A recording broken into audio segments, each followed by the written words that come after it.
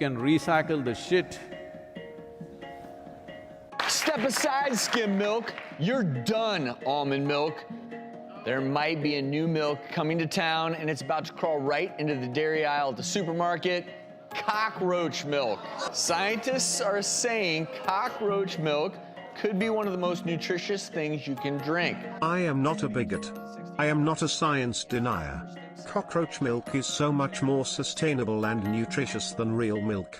I am a good global citizen who gets his recommended daily dosage of vitamin TV. The planet is dying because I exist. The good grown-ups on the TV screen are trying to help us solve this #climate crisis by helping us sterilize ourselves and eat sustainable nutrient-fortified vegan kibble so our sick, sad, dying mommy Earth can feel all better. I'm going to ask my wife's boyfriend if it is socially acceptable to consume cockroach milk as an ethical vegan and animal rights activist. Discovered cockroach milk has 4 times as much protein as cow's milk. 4 times as much. Yes. We can do all this, no matter what we create, no matter how much we strive, whatever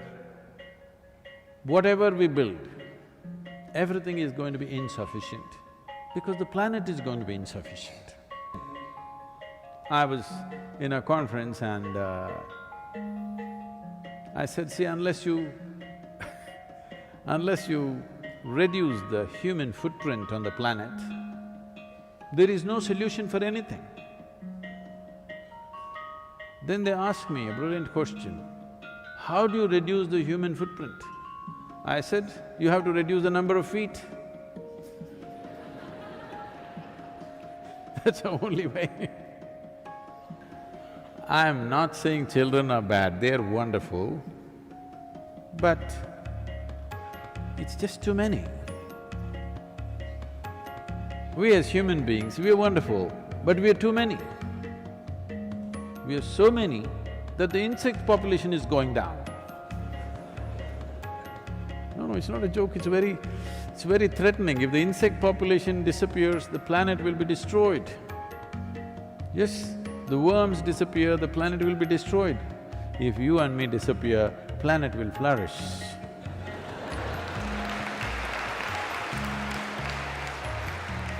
Our life expectancy has improved.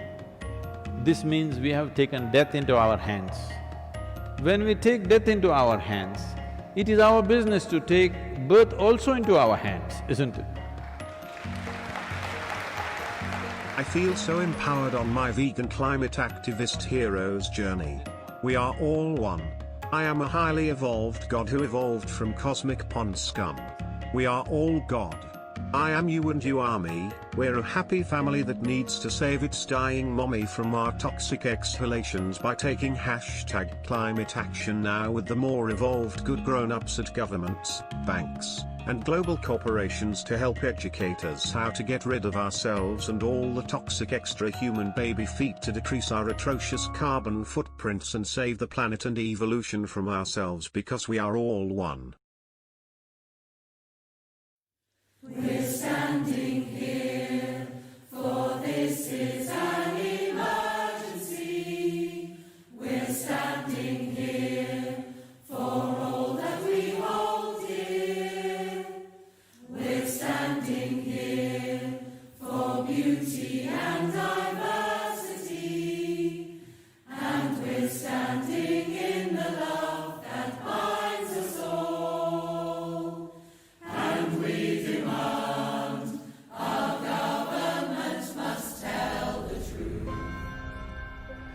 Climate change tops the environmental agenda at present. We all know that every additional person will need to use some carbon energy, if only for firewood for cooking, and will therefore create more carbon dioxide. Similarly, we can all see that every extra person is or will an extra victim of climate change. I meet no one who privately disagrees that population growth is a problem. No one, except flat earthers, can deny that that planet is finite. We can all see it in that beautiful picture from our Earth, taken from the Apollo mission.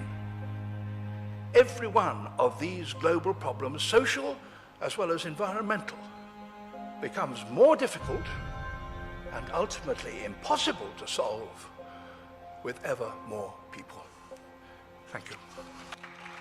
I am so glad the good grown-ups like David Attenborough and Prince Philip, friend of philanthropist Jimmy Savile, and the father of Prince Andrew, close friend of champion of science and philanthropist Jeffrey Epstein, are helping find solutions to all the extra people who need to stop existing.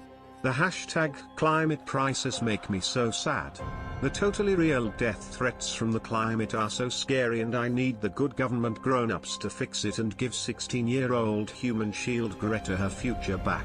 He promoted this on television, and he went around all the agricultural shows, and he had it was a one-man thing, and it had a tremendous effect. It reduced it from 3% to 1%. But one of the things he said to the farmers, he said, look, you don't need all these children, it's ridiculous. You've got to feed them all, clothe them all, educate them all, and look after their health. So have a few, and then if you want to go on entertaining yourself, have a vasectomy. Oh, yes. Well, how do I do that? Well, I'll organize it for you. We'll have buses running into Bangkok on the King's birthday, very auspicious day. And you will go into, and he took over a whole lot of school halls and that sort of thing. And then he showed me a photograph of all these beds and everything, and people went in, and I said, but how did they take it? Well, he said they didn't like being seen to have the operation. Oh, I said, really, how do you do that? I've had visions of, putting up. Oh, he said, it's quite simple, I blindfolded them.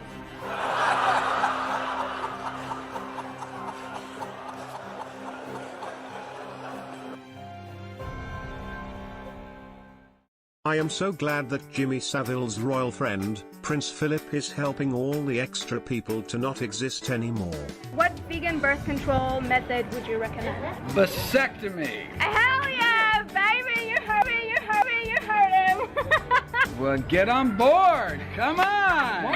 Yes, What do you I love mean? this guy. Why should the women have to take pills? I feel so empowered by the vasectomy I got from Dr. Gregor. We must help governments and media educate more people on the benefits of not having families or property, not eating real meat or animal foods, and living in smart city coffin apartment cubbies. Don't screw the planet! Don't screw the planet! The earth will be so happy and healthy if we eat sustainable nutrient-fortified vegan smart kibble that the good grown-ups at the transnational banks and corporations share with us. You see, Fred's kids are millennials.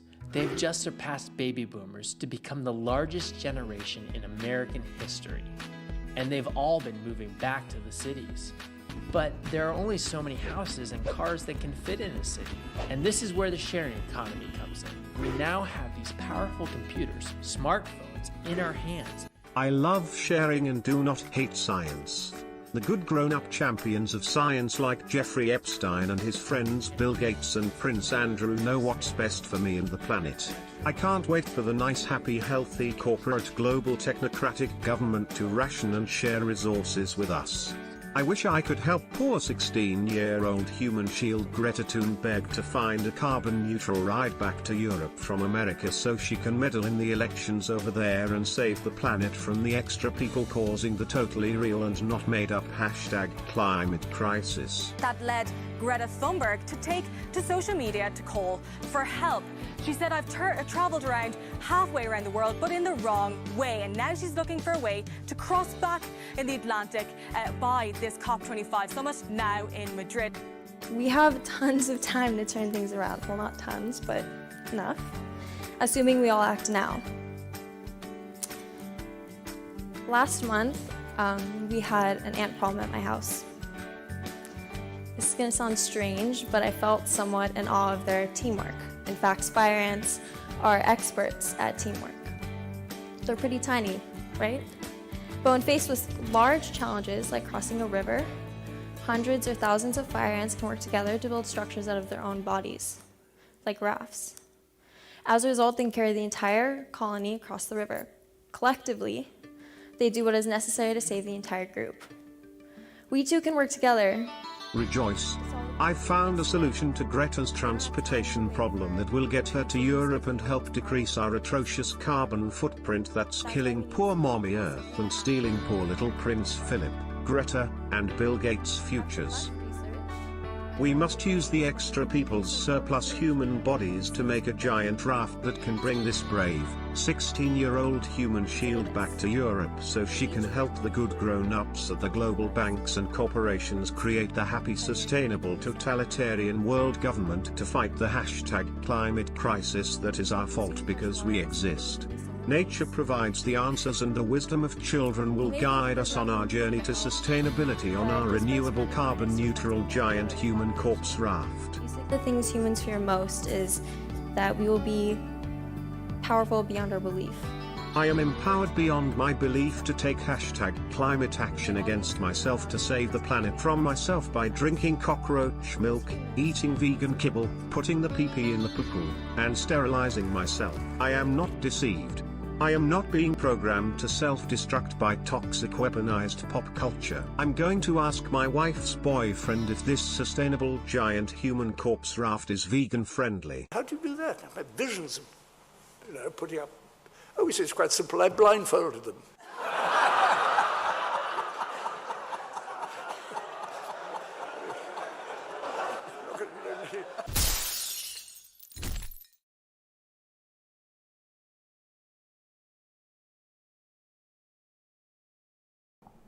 There we go.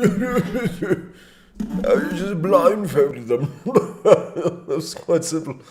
Quite simple. We just educated them.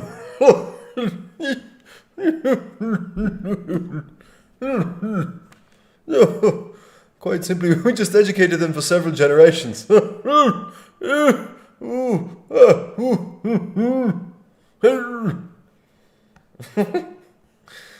bigots. It's been so long. I know you missed me so much. We got a war zone in the chat. We got people being timed out. We've got some of the channel's favorite commenters have been getting timed out several times for the all caps. We've had an all caps battle and a mutinies going on in the chat, but I think we're all learning. We're all learning the new arbitrary rules. We rule the chat here with an arbitrarily iron fist. And this is in kind of a hat tip, kind of a wink nudge to the ridiculous arbitrary restrictions that we see being rolled out in all these different cultures, all these different countries all over the world. We see insane arbitrary restrictions to save us, right? To save grandma. We have to save grandma. We have to save the planet. And in order to save the planet and save grandma, we just need to implement a simple formula, right? Simple. We need to give up private property, apparently. We need to give up all of our foods, all of our real foods that we can procure and grow on our own property and our own land. We got to get rid of all those animal foods. Those are mean. Those are oppressive. They're bad for your health. The experts know what's good for your health. The experts at the WHO, the experts at the WEF, and the experts on vegan YouTube. Because it's the same. It's the same shit that they tell you to eat. Eat the kibble, bigots. Eat the kibble. Eat the roaches. Eat anything but foods that you can grow yourself, right? And you gotta stay home, save lives. You gotta wear your muzzle. You can't get together with your family on Thanksgiving. How dare you? Don't even think about it. Don't you even think about getting together with your family on Thanksgiving. What are you, some sort of a right-wing, what are you, some sort of a far-right conspiracy theorist? What are you, some sort of like a QAnon crazy far-right extremist, human supremacist, white supremacists, hateful bigot, science denier, lockdown phobe? Come on. Don't get together with your family on Thanksgiving. That's bad. That's so bad. That's what we're being told. I can't believe that this is what's happening. I can't believe that this is what's happening. I've been warning people about this for years. I can't believe the level of acceptance that we're seeing. That's one of the things that does shock me. The level of acceptance. I cannot believe how many people are just accepting this crap. We're just accepting it. But yeah, I don't know. It is strange days. Let me find, where is this? Where do we even start? Where do we even start today? We got so many places we could start. All right, we're going to start with some good news. That's what we're doing. There we go. We're going to start with a little bit of good news. Because why not? Why not? All right, some businesses in the U.S. have started to stand up. You do see a lot of people saying, no, screw this. We're done with this nonsense. Right? Every day, more and more people are saying, this makes no freaking sense. This makes no sense. All right, it's okay to go burn down cities. It's okay to go riot. That's good. As long as it's for social justice. If you scream the right slogans, you can be out in the streets, dancing, singing, spitting on police officers. That's cool. That's fine, says the media. That's fine. That's okay. That's okay. But your governors are going to tell you, you can't go out to dinner. You can't have a restaurant. You can't have anything. Right? You can't have any of your businesses open. You're not essential. And people are saying, no, this is ridiculous. This is BS. This is BS. All right. We got Buffalo, New York. Business owners stand up against Cuomo lockdown orders. Chase out sheriff and health department. So the health department showing up at these business orders, place of business, to try and shut them down. And here's what happened. This is what we need to see a lot more of. We need to see a lot more of people understanding what their rights are. If you live in the U.S., you do have certain rights. These lockdowns, these mandates, these orders are completely unconstitutional in the United States. And people are starting to say, no, we're going to push back. We're going to stand up for ourselves. And we're going to have our businesses. We're going to have our families. We're going to live our lives. So this is a good thing. Let's review this one. Let's see what these people are doing. You're on private property. You need to leave. We're asking to appeal to your compassionate side. I know you're a taxpayer. You know, our tax dollars guarantee your guys' paychecks. But some of these people actually work for their money, and they don't want to lose their livelihood. I've lost friends, I've lost family who've killed themselves. I've seen clients die because they've lost their livelihood. I'm sorry to hear that. I know you are, and I'm asking for you to guys have some compassion. And I'm sorry to hear that. What an uncompassionate response. I'm sorry to say, I'm so sorry to hear that. I'm sorry to hear that. I'm sorry to hear that, but you know what? I'm still being paid. I'm an essential. I'm sorry to hear that, but they should have been essential. Why don't they learn to code? Okay, I'm an essential. What? What a smug moron. And why are the police here with this woman? Why do the police say, screw you, we're not gonna regulate this. We're not gonna follow these so-called mandates that are not laws. They have no legal precedent to actually enforce this. For people who okay, well, you need to go have compassion out in the parking lot. But this is private property. This is private property. This is private property. Yes, it is. It's private property. Go get a warrant. Listen, man, this is private property. They're not wanted here. So do your jobs. Well, her job is... Well, no, your job is to remove people that are not wanted here. We're wanted here. They're not. She's hiding her name tag. I'm not. It's right here. It's marked here. You can see my name. They're just doing their job. There we go. You should all be wearing masks. I'm not doing anything wrong. Don't worry about my health. My health isn't your concern. You're meant to be wearing a mask. It's a government. Okay, well then write me up. Screw you. Screw you. We're not going to put the muzzles on. We're not wearing a face diaper, douchebag. You cannot enforce this. You have no legal precedent to even enforce these mask mandates. Fuck off, guy. Okay, then take me to jail. It's not the law. Then take me to jail. Show me the law. Show me the law, please. Show me the law. Exactly. Show me the law. Show me the law. And where's your warrant?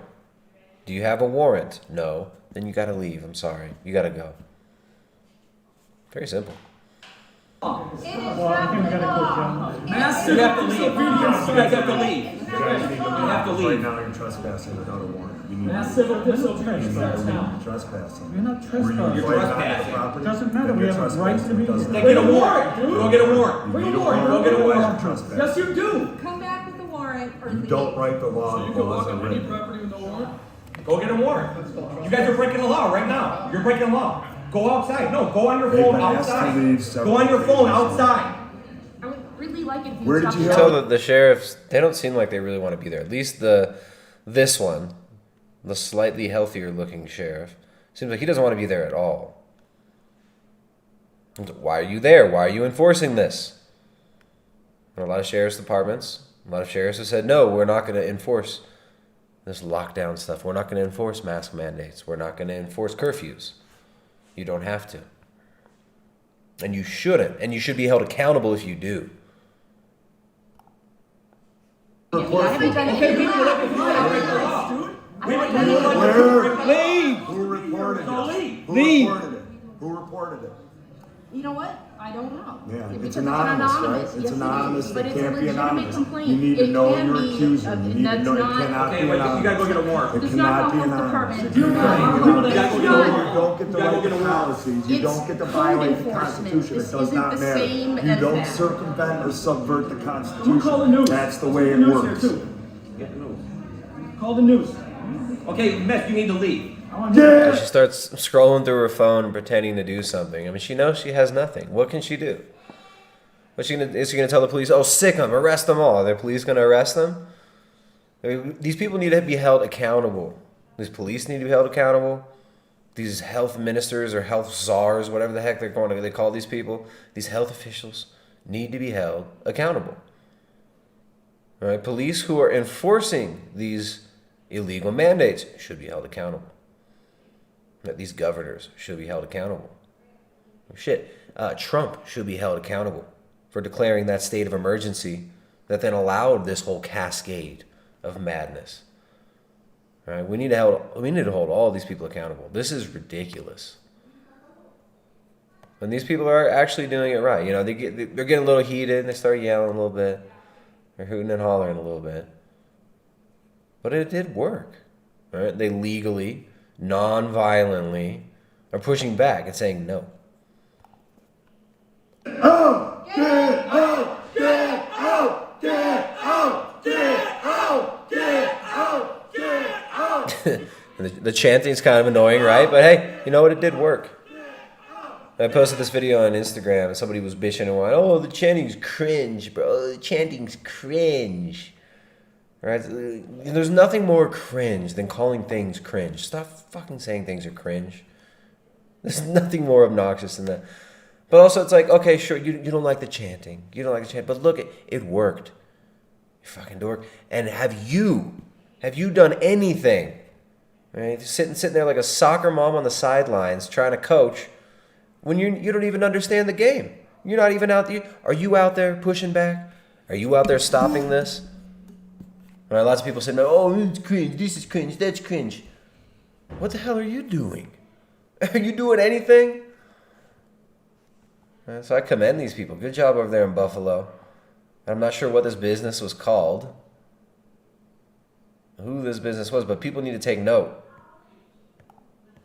Out! Get out! Get out! Get out! Get out! Get out! Get out! Get out! Get out! Get out! Get out! Get out! Get out! Get out! Get out! Get out! The cop's just like, yeah, we're not going to arrest all these people.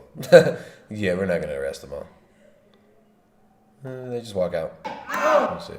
Get out! Get out! There they go. Get out! Get out! No, now they gotta get off the property. We don't want to get off the fucking Yo, property. dude, just because it's a Black Lives Matter You guys are protest, off the I'll turn property. your head. You're not welcome here. Just pretend it's a Black Lives Matter You protest. guys gotta go to the road. You gotta go to the road. We will not comply. We will not comply. We will not comply.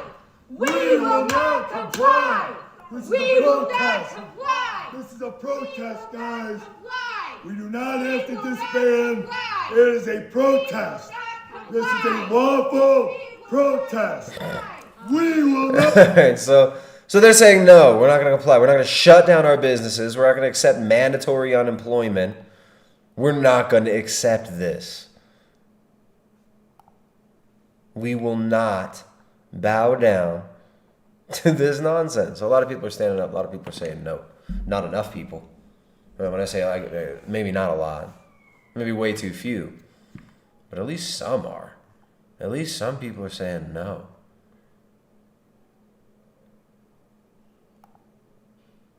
And these people aren't wearing their dumb little face nappies. No face diapers for these people. No muzzles for these people. And they're saying no. All right, so there we go. Buffalo, New York. People standing up. This is good. Some good news. It's not all bad news. It's not all bad news. All right, we have some fun with the bad news too, though. We have some fun with the bad news too. We've had a few very serious streams lately. And this one, I don't know. This one, it's going to be a little bit of an in-betweener. We got some funny videos we can watch later on. We might check out a little bit of vegan YouTube. But we're going to talk about the Great Reset, what these people have planned as far as diet goes. What these people have planned as far as diet goes with this Agenda 2030 rollout, Fourth Industrial Revolution rollout, the Great Reset rollout. The Great Reset. Isn't it funny? It kind of harkens back to Mao's Great Leap Forward. Doesn't it? Come over here to the chat, though. What's up, guys? What's up, everybody? We got a bunch of bigots in the chat. We're not getting any support from the chat yet. You guys, these streams only happen because of your support. These streams aren't going to go down if we get no support from you guys. I'm throwing a link up. You got to support the stream via the Streamlabs. That's the way to go. If you enjoy this content, if you enjoy the streams we do, please support. We get zero support from YouTube. Negative support from YouTube. All right, these streams only happen because you guys support them. And if you guys don't support them, we get no more of these streams. We'll spend our time doing other things. All right, so thank you guys who do support via the Streamlabs. I'm not seeing any support so far tonight, but just a reminder, hey, you guys like the streams, please show a little support. Throw some love our way. The best way to do that is via the Streamlabs link. There's a link in the description, and there's a link in the chat. All right, so the Great Reset. The Great Reset. What is the Great Reset? We've been talking about this for months now. Klaus Schwab published his book, COVID-19, The Great Reset, back in June. Was it June or July? I got it right now. Here it is, July. Back in July. Schwaby boy, Klaus Schwaby boys. COVID-19, The Great Reset. Saying that we need to completely overhaul our entire world system into global governance run by stakeholder capitalists, right? Meaning the biggest transnational monopolies, right? The biggest corporations that the world has ever seen need more power over every aspect of our lives because that's green, it's going to save the planet, and it's going to save us from things like inequality, racism, and all the bad things happening, right? Bad things happening, no more. With the Great Reset, no more bad things would happen, ever, with the Great Reset. The Great Reset, a unique twin summit to begin 2021. Adrian Monk, public engagement for the World Economic Forum. Remember the World Economic Forum, which we talked about so many times here. Now they're finally on the map as far as the normies go. Here's a Vanity Fair article about Klaus Schwab, the man behind Davos. I remember Klaus Schwab, whose father was going back and forth between Nazi Germany and Switzerland during the war. He was born in 1938. 1938, the son of a Nazi who was traveling back and forth during the war in those years between Switzerland and Germany. It's unknown what he did. It's not been revealed what his father was doing and what capacity he was working for the Nazi state. But, of course, this makes Klaus qualified to rearrange everything in the whole world, right? He's so qualified. The meeting, the annual meeting in Davos, right, limits the forum's membership to 1,000 of the world's biggest corporations. This is from Vanity Fair, which pay $39,000 a year for the privilege, right? $39,000 a year for dues. admission to the annual meeting is an additional $20,000. So just become a member of the World Economic Forum. That's 40 G's a year. Okay? Then in order to attend the meeting, 20 grand.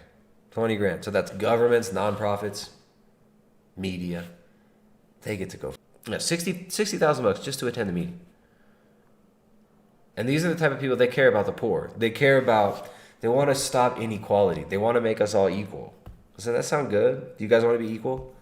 We're all going to be equal in their great reset. This is the language they use. Now, obviously, it's not going to play out that way. Some people are more equal than others, as George Orwell wrote in Animal Farm. So the Great Reset will be the theme of a unique Twin Summit in 2021 January, convened by the World Economic Forum. Remember, the World Economic Forum did Event 201. Look a little bit deeper, do a little deeper dive on Event 201 if you want to understand the framework and the framing that we see going on in media with the current pandemic crisis. And so Event 201, very important to understanding this. Now they're talking about the Great Reset, which is the response to this crisis. The response to every crisis, the environmental crisis of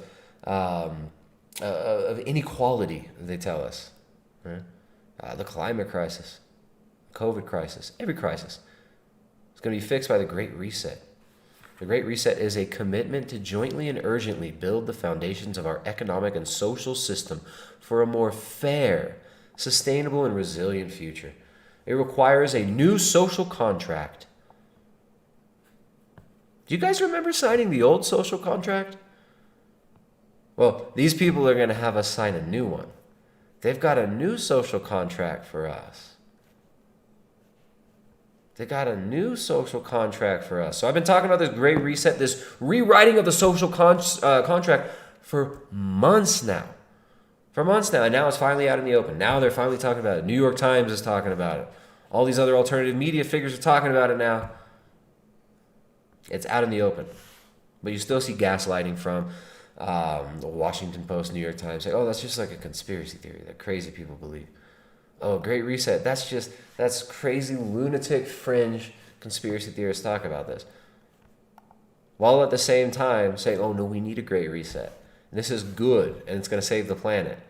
All right? The constant media gaslighting. And it's going to get worse. It's going to get more intense. As people start to push back against this, Klaus Schwab has said, we are preparing for a more angry world. The world will be more angry as people realize what has been done. Prepare for an angry world. These people want a new social contract centered on human dignity, social justice, and where societal progress does not fall behind economic development. So they want to have a controlled, centrally planned global economy with an underclass of people who are equal, right? And who have social justice. And an overclass of overlords who are technocrats, the experts. People like Klaus Schwab, people like Bill Gates, people like anybody who will sign over their soul to these transnational corporations, international banks, and absolutely insane psychopaths. These people, they want to rewrite our social contract. So they say the global health crisis has laid bare long-standing ruptures in our economies and societies and created a social crisis that urgently requires decent, meaningful jobs. Oh, we need decent, meaningful jobs. Remember, Rahm Emanuel said, learn to code, right? He's going to be a part of the Biden administration. If Biden becomes the president, the totally legitimate president, right? He's Rahm Emanuel and his brother Zeke Emanuel will be a part of this administration. Zeke Emanuel advocating for death panels, right? Pharmaceutical companies and governments deciding who can get care, who can we ration care to. We already saw this happen with COVID. The very idea of rationing care, right? Stopping the non-essential visits like cancer diagnoses and treatments. People dying from their dialysis, right? Not making it to dialysis checkups. How many of you know people who died because they weren't able to get the proper medical treatment But these people, they're so worried about giving us decent, meaningful jobs. Rahm Emanuel says, learn to code, bitches. All you people who used to work in restaurants, that's not coming back, he says. He says, you're not going to work at Macy's anymore. That's not coming back. Go learn to code. Learn to code. They tell us, you're not essential. Right? They destroy your businesses, just like they've been destroying YouTube channels like this. They destroy your businesses. They remove your sources of funding. Right? You see the massive waves of demonetization all over YouTube the last couple of years. They've straight up kicked people off of banking systems. Right? They've halted the growth of loads of channels that were speaking up about this, like this channel, for instance. Demonetized all these videos. Right? So they've defunded any opposition. The only way that I can come out here and talk about this is because I spend my own time, my own dime, coming out here to fight this nonsense. I don't even get support from the fucking audience. The audience barely even supports what we do here. They like the entertainment, but do they support? Some of them, a few. But these people have pulled the funding mechanism of anybody that will push back against this agenda. They've defunded them through social media. They've deplatformed them. They've destroyed all these jobs, and they're saying, oh, you can work for Amazon. You can go work for Amazon. That's going to be your decent, meaningful job. Learn to code. So this summit's going to be both in-person and virtual, connecting key global governmental and business leaders in Davos with a global multi-stakeholder network in 400 cities around the world for a forward-oriented dialogue driven by the younger generation. Yeah, right. All right, so we're going to have some young children as our mouthpieces that we'll use as human shields. But the announcement of the Great Reset is made by HRH. That stands for His Royal Highness. Oh, His Royal Highness, the Prince of Wales, and Klaus Schwab during a virtual meeting today. It can be followed here. So this is the Great Reset. They're having virtual summits. Yay! Yay! Virtual summits. Virtual summits about if you believe brand that new. you are being gaslighted, then speak out. Come and speak to someone. Make friends within the vegan community. Well, thank you. There we go. We do get some support. If I bitch and cry enough, we do get a little support from the audience. So these people want to rewrite the whole social contract. Not only that, they want to rewrite, reformat everything about our lives. Right? They're telling us we can't meet with our families. We can't get together with our families. A lot of these governors are saying, no, you can't get together with your family for Thanksgiving. You can't do that. That's bad. That's so bad. Families are bad. That's racism, man. I love to racism, bro. I tell you, no, that's bad. And even the Pope, the New World Pope. You guys remember, I think it was Time magazine. New World Pope. There he was. Time magazine. The New World Pope. Time magazine. When you look at Time magazine and where it came from, deep in the dregs of Yale, coming out of these skull and bonesmen. Time magazine, the New World Pope. Time magazine's the New World Pope. Pope Francis presses young Catholics for a new economy.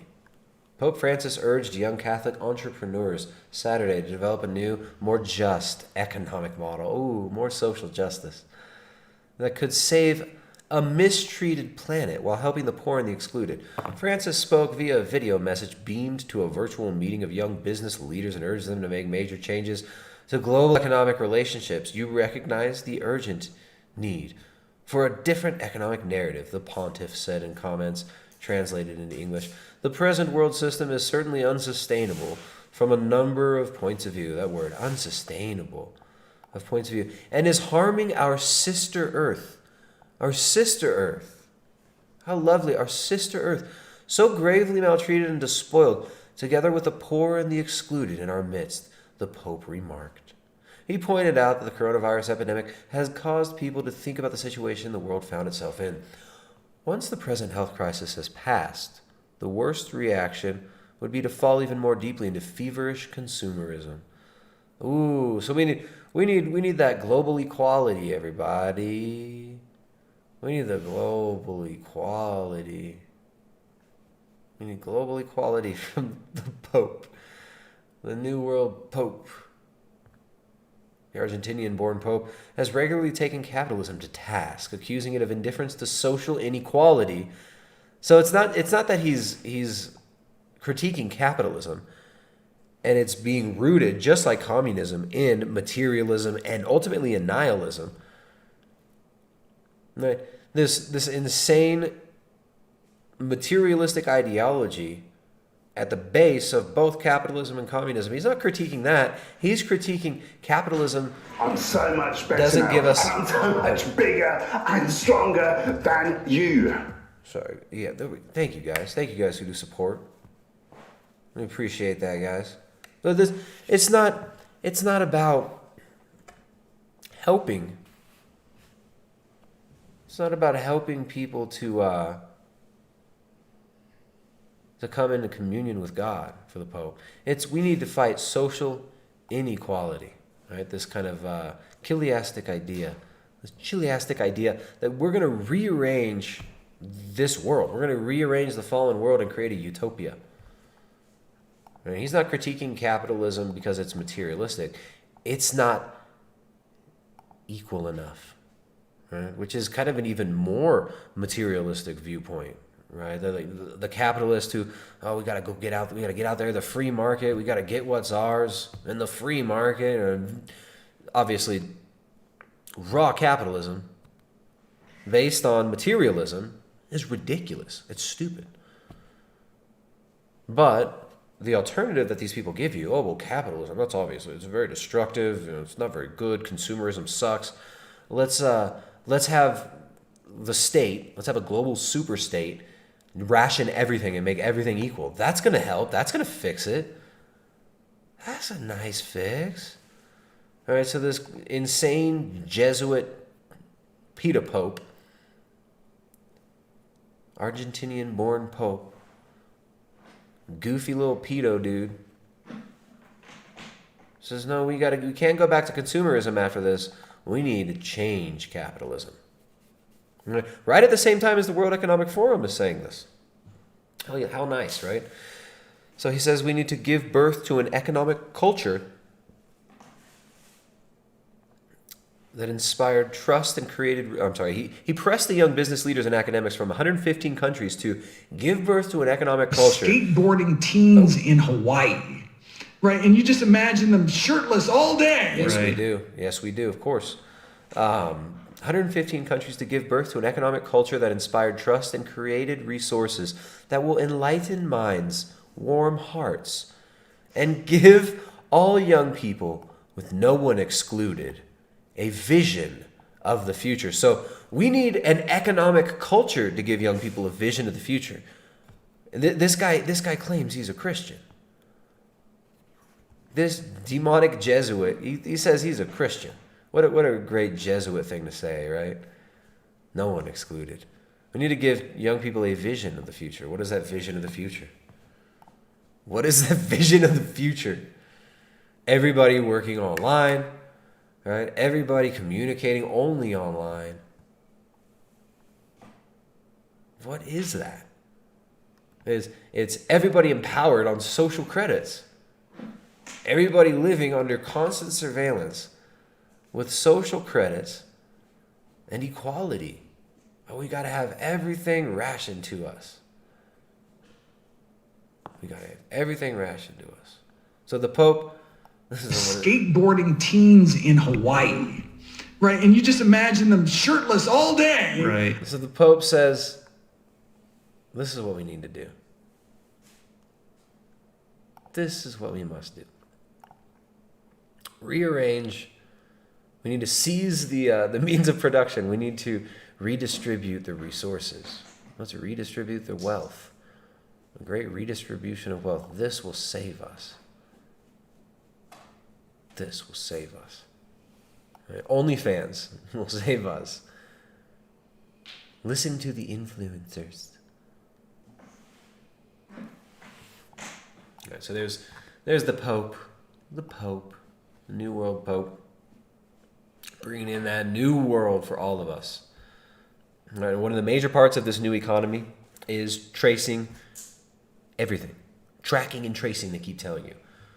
We got to track and trace. Well, if we could just track and trace, more, we could really get rid of this virus. What the heck is this? This is military surveillance rebranded, right? Military surveillance rebranded into the savior of mankind, right? If we just have the government tracking every move and tracking our biology with these devices, well, then we're gonna get rid of the virus. We're gonna get rid of inequality. And this is the solution: tracking and tracing, rationed economy, right? Closing down of small businesses, more globalization, closing down of local businesses, delivery with drones, getting rid of people from the land, crowding them into smart cities. This is exactly what we need to do, the exact opposite of what all these people are telling us, right? These people want to dehumanize us. They want to push us into smart cities. They want to get us off the land. What are people doing? They're leaving the cities. They're wanting to get out on the land. They're wanting to produce their own food. Farmers markets have been blowing up the past 10 years. Right? Everybody, it's like cool and hip to shop at farmers markets now. They had to put out articles saying that farmers markets are hotbeds of white supremacists, Nazis, and stuff like that. Like to demonize. I'm not shitting you. Supremacist farmers markets. Check it out. Amid the kale and corn, fears of white supremacy at the farmers market. This is the New York Times, behind a paywall, so I can't read the whole article. But tons of articles like this. So the white supremacists at the farmers markets, according to the New York Times. Here, if you click on it and then you hit there you go. You can actually read it nope, it refreshed it. Anyways, amid the kale and corn, fears of white supremacy at the farmers market. Oh, the farmers markets are so bad. You might touch somebody might breathe on you. Right? The backbone of this is surveillance, but this also ties into food as well. Now you have a lot of these companies associated with the World Business Council for Sustainable Development that have been pushing for RFID tracking of livestock. Right? Now, I've lost this article. WEF RFID livestock. Here we go. The World Economic Forum. Improving traceability in food value chains. Wow, what is this? World Economic Forum, in collaboration with McKinsey & Company, innovation with a purpose. Improving traceability in food value chains through technology innovations.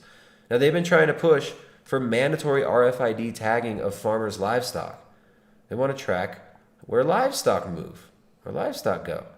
Oh, here we go. Look at this. It's so good. This is January 2019. They've been planning this shit out for a long time. Look at that little infographic there. Oh, look at the farmers.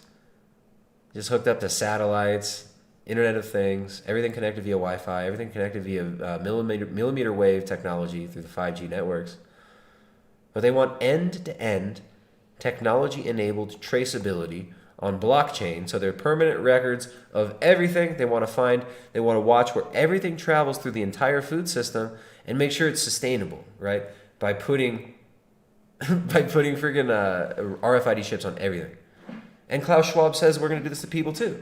He says we need RFID chips on other people, right? And we're going to track them via satellites. So this is good for the planet. This is how you save the planet. It's a great reset. It's insane. It's freaking insane, but this is what these people are pushing. Right? So the contact tracing isn't about stopping a virus. The tracking and tracing of your livestock is not about making it more sustainable. It's about control. It's about surveillance. Right? It's about justifying the fourth industrial revolution, which is this catch term that they've put on, this idea of putting microchips and sensors on everything. Michelle Law is a PP in the poo-poo advocate. We know Michelle. You know, you're one of the best ones. You're one of the best ones out there, and we appreciate your PP and the poo-poo advocacy. All right, let me get to these super chats. We got support from the stream for this stream. We got a bunch of people telling us they enjoy this content, and we thank you guys that do support this stream, that do support the work we do here. Thank everybody in the chat. Thanking the mods for keeping that chat flowing. We got some potential. We've got some people that want to become mods, but we're holding out on giving everybody that wrench now. You know who you are. You better behave yourself with those all caps. Got yourself timed out earlier, acting all naughty. Thank the mods and then thank everybody who supports. And let's read some of these super chats. Ryan S 1980. What's up, Ryan S 1980? Ryan S 1980 winning the non-bigot competition, proving that he cares about Grandma and Greta and Mommy Earth, and and showing some real big support for the stream here. Donates $50 through the Streamlabs. Thank you very much, Ryan. Says Louisiana is going backwards. Louisiana is going backwards toward lockdown. And the funniest thing is all the rebel kids I hung out with in school have become the biggest bootlickers and are cheering this shit on. They're also the failure to launch crowd that want the government income. Man. No, it's shocking to me how easy it is to get people to just shut up, lick boots, and cheer this on. All you got to do is you tell them you're an essential. You're an essential. You're special. All these other people, they're not essential. They're those useless eaters. All those useless eaters taking up space, they're not essential. Like David Attenborough, he calls us extra people. Yes, we're every extra person. The detrimental effects on the climate.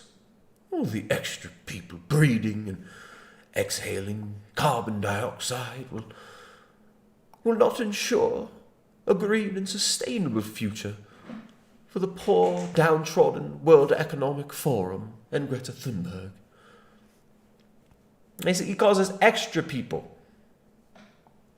It's madness. I mean, all you got to do is you keep giving select people that government cheddar check, and they will keep oppressing their fellow people. They'll keep oppressing their fellow people. All you got to do, keep giving them a check, and they'll say, yes, sir. Yes, sir. People worship mammon. People worship money. It's sad. It's really sad. Right, now, a lot of us have seen our income significantly decrease during this, but these teachers are getting paid to just stay at home. The teachers getting paid to stay at home, they have no incentive to want to go back to school. And you see them bitching and crying about it and saying, we don't want to go back. Right? It's ridiculous. I'm sorry to hear that. I can't believe Louisiana would accept that. And I hope to see a lot of more pushback. You do see a model for pushback. I mean, we talked about it. We got this clip from Buffalo, right? Comply. We will not comply. We will not comply. We will not comply. Hey, say what you will. You guys can bitch and complain about the methods. Oh, it's cringe to chant. But you know what? They got it done. So more businesses need to get together and say, no, we're not closing down. We're not shutting down. We're going to live our lives. Who's with me on that one? All right. So anyways, Ryan, thank you very much. Sorry to hear that that's what's going on over there in Louisiana, but I mean, what is it going to take? What is it going to take for people to stand up and say, no, we're not going to allow this Bolshevik lockdown to centralize and consolidate and monopolize every aspect of the economic reality that we inhabit and destroy our small family farms, destroy our small businesses, and leave only give job to people that are willing to lick boots to these transnational corporations, to the World Business Council for Sustainable Development, to the World Economic Forum, to these people that are sold out to these international interests. Telling vegans that they've been brainwashed is actually just one It's a brainwashing. of the gaslighting techniques I want to highlight. All right. These vegans do give me a good laugh. They're a good comedic relief sometimes. Doc and Toe donated $5. Doc and Toe says, I'm trying to rebel against this reset as much as I can. You know, I mean, we all got to say no. We have to say no. Right? We got to and start kindly calling people out as well. Right? Because these people are complicit. If you're closing your business down and licking boots, you're complicit. If you're snitching on your neighbors, you're a fucking moron and you're complicit and you're a piece of shit. Right? We need to hold people accountable. We need to hold these public officials accountable. Right? Why are there not more people surrounding governors' mansions and saying, no, we're not getting locked down? Why are there not more Americans standing up? We see a lot of Germans standing up. We see a lot of people in the UK, all right, Slovenia. Where else? Ireland. I didn't see anything in Ireland. Why aren't people standing up in the US? Is the US so decadent and broken? And that's what I thought 10 years ago when I left the States. I thought the people will not stand up to this. People have no idea how to fight back, and people aren't willing to, and people want this. That was my thought 10 years ago. Now, things have changed. Things have changed. A lot of people have been saying, no, we don't want globalization. We don't want all our jobs to be shipped off to slave labor in China. We don't want to be slaves to big tech, big pharma, and big finance. A lot of people are saying no. Not enough people. All right, so Doc and Toe, thank you for that. I appreciate that. Bitter Bathhouse Janitor donates $15, says, what can I say? I don't know what to say. Thank you, Bitter Bathhouse Janitor. I appreciate that. Tristan Kent donates $15, says, nothing to see here. Move along. Yeah, move along. Nothing to see here, guys. Move along. That's what YouTube says. That's what all social media platforms say. As soon as you start to speak a little bit of truth, move along, folks. Nothing to see here. Go watch some Fox News. Go watch some CNN. Go watch some vapid, useless nonsense. All right. Helen Guilford donates $5. Helen, thank you very much. That's a familiar name. Thank you, Helen. Says in Pennsylvania, our health person, Dr. Levine, wants us to wear a mask in our house. WTF. Yeah, exactly. So this whole, we're going to track and trace, and we're just going to have some regulations and mandates. We're going to psychologically break you and torture you with masks.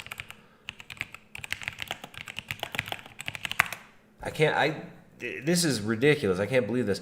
Pennsylvania wants wearing a mask in your house. They want you to wear your mask in your house.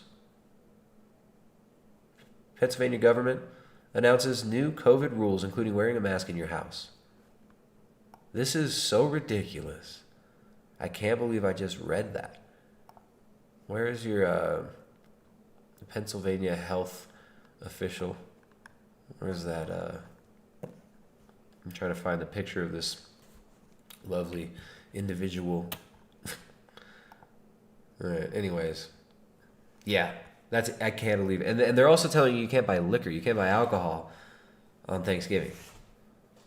So then everybody's just going to buy the alcohol before, right? You're going to see a bunch of people selling alcohol on Craigslist. It's insane. It's stupid. And people need to say no. So Helen, I hope all's well with you and your family. We got to be building real relationships in our communities. This is why it's important to have real communities. This is why they don't want you to have real communities. This is why in the 90s, they wanted you to come home, stare at your television, never talk to your neighbors, and compete with your neighbors to see whose lawn would look the cleanest, right? Or who can get the next, buy the house in the cul-de-sac. Right? They want atomized, fractured individuals. They don't even want you to have families anymore, right? The family is outdated. These old, outdated things like nations and families, these people want to get rid of those. They want to get rid of those. It's madness. Right, so these so-called health officials, why is it they always look like monsters too? Look at that. All right. What is she called? The health minister? It's not a minister. What is this? Pennsylvania's health secretary. Is that the secretary? Is this the one that looks like the dude from Dinosaur Jr.? Yeah. There you go. There you go. Pennsylvania Health Secretary Dr. Rachel Levine checks insulting reporter who called her sir. Pittsburgh radio host apologizes for repeated error made during state's coronavirus briefing. Pennsylvania Health Secretary Dr. Rachel Levine took exception to Pittsburgh radio reporter Marty Griffin calling her sir multiple times during a coronavirus press briefing this week. Levine is a transgender woman. So this guy's trying to push all this toxic masculinity up on this dude. I'm sorry, woman. Look. All right. I'm telling you. That's we get. Oops. All right. You can see the health minister right here. Okay. So yeah, Ribeye, what are you doing? Ribeye's got the COVID, guys. Ribeye's got something in his throat. All right. So what a lovely woman. That's a woman. That's a true woman. Okay. Oh, you bigots. Oh, you couldn't even see it. No, I'm sorry. You couldn't even see it. Wait. Here you go. Derv. Here's the Pennsylvania health minister. Health secretary, rather. Health czar. Dr. Rachel Levine. Dr. Rachel Levine. Oh, lovely. But then she also used to be in a band, though. I thought these were pulled up so you guys could see them. Here's...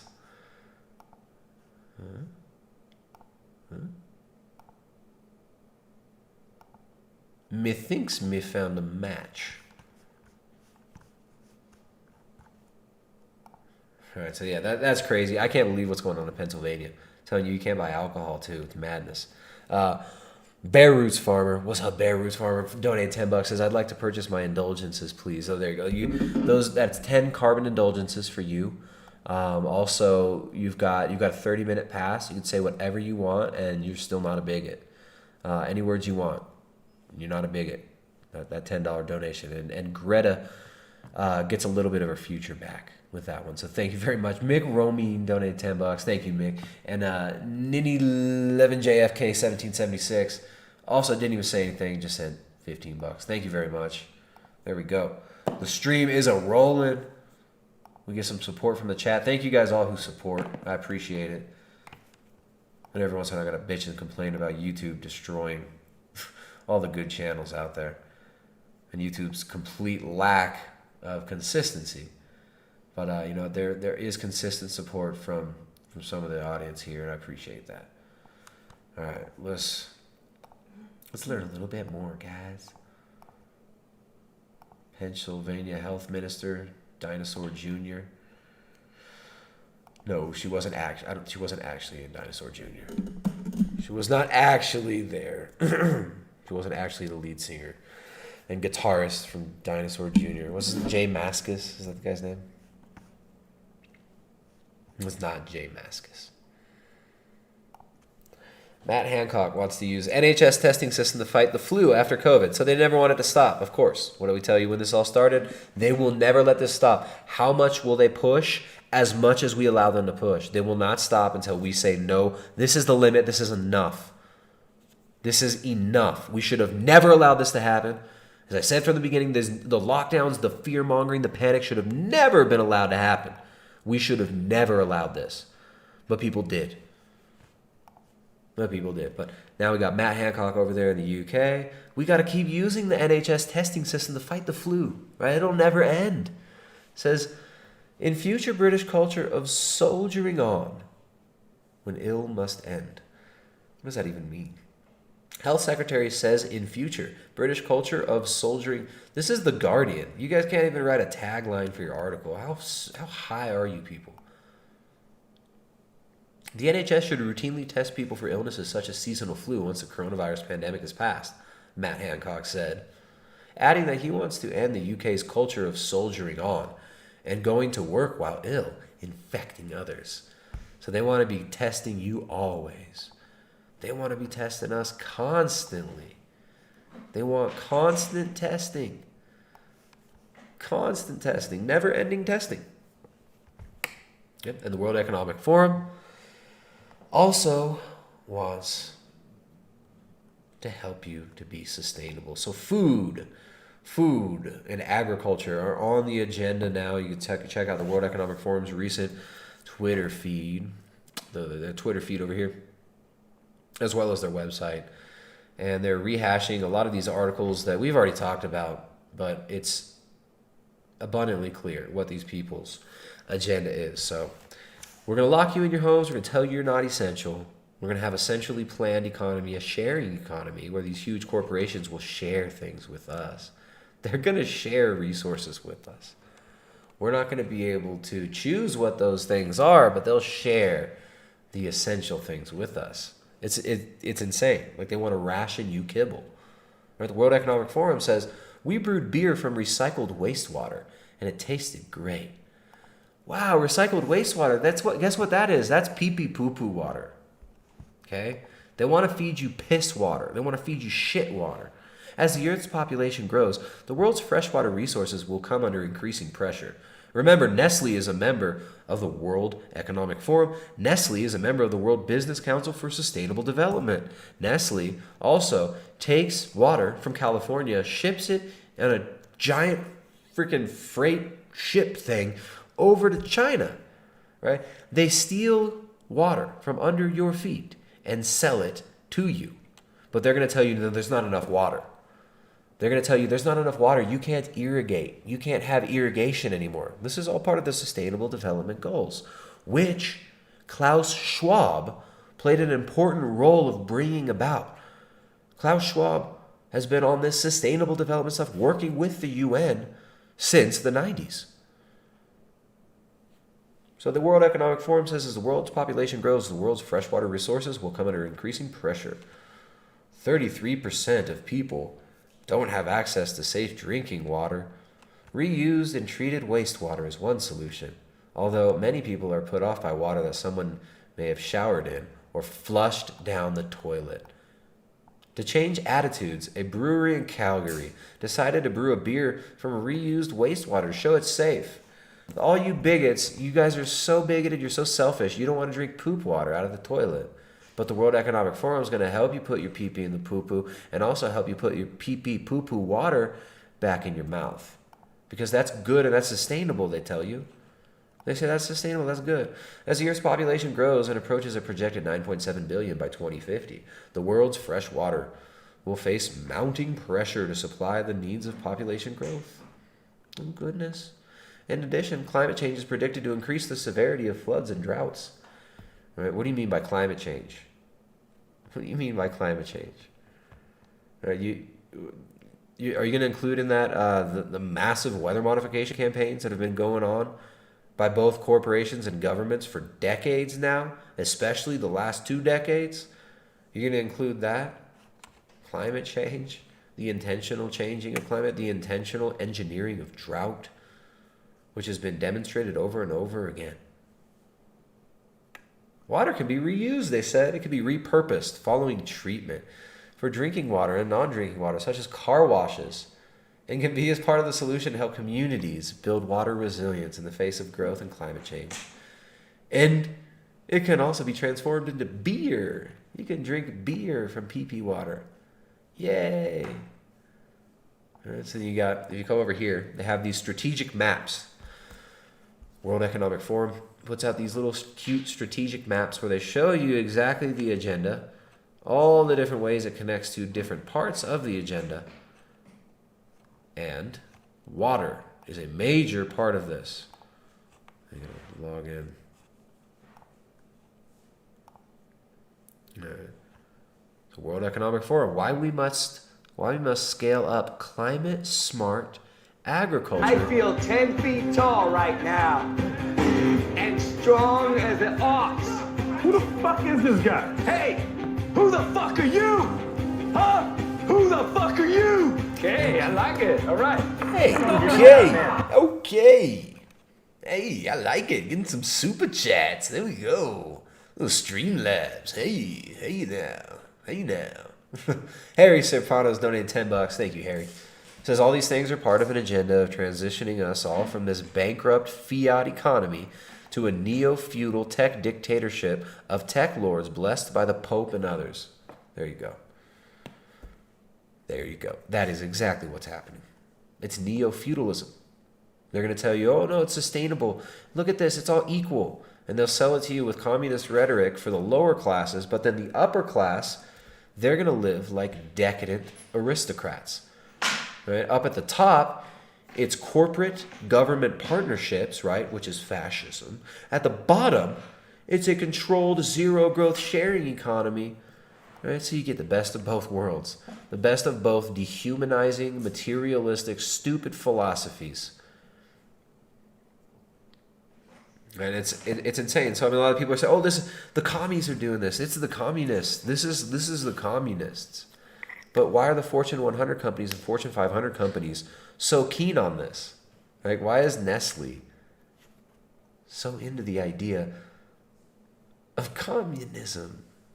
And that's because monopoly capitalism is the vehicle, and even Marx said this. Monopoly capitalism is the vehicle through which you're going to eventually have global trade blocks, okay, with centralized banking controlling each one of them, and eventually you can have a global bank and a consolidated centralized system put together by the monopoly capitalists. Right? H.G. Wells said the same thing. He said monopoly capitalism is the vehicle through which we can bring about this new world order.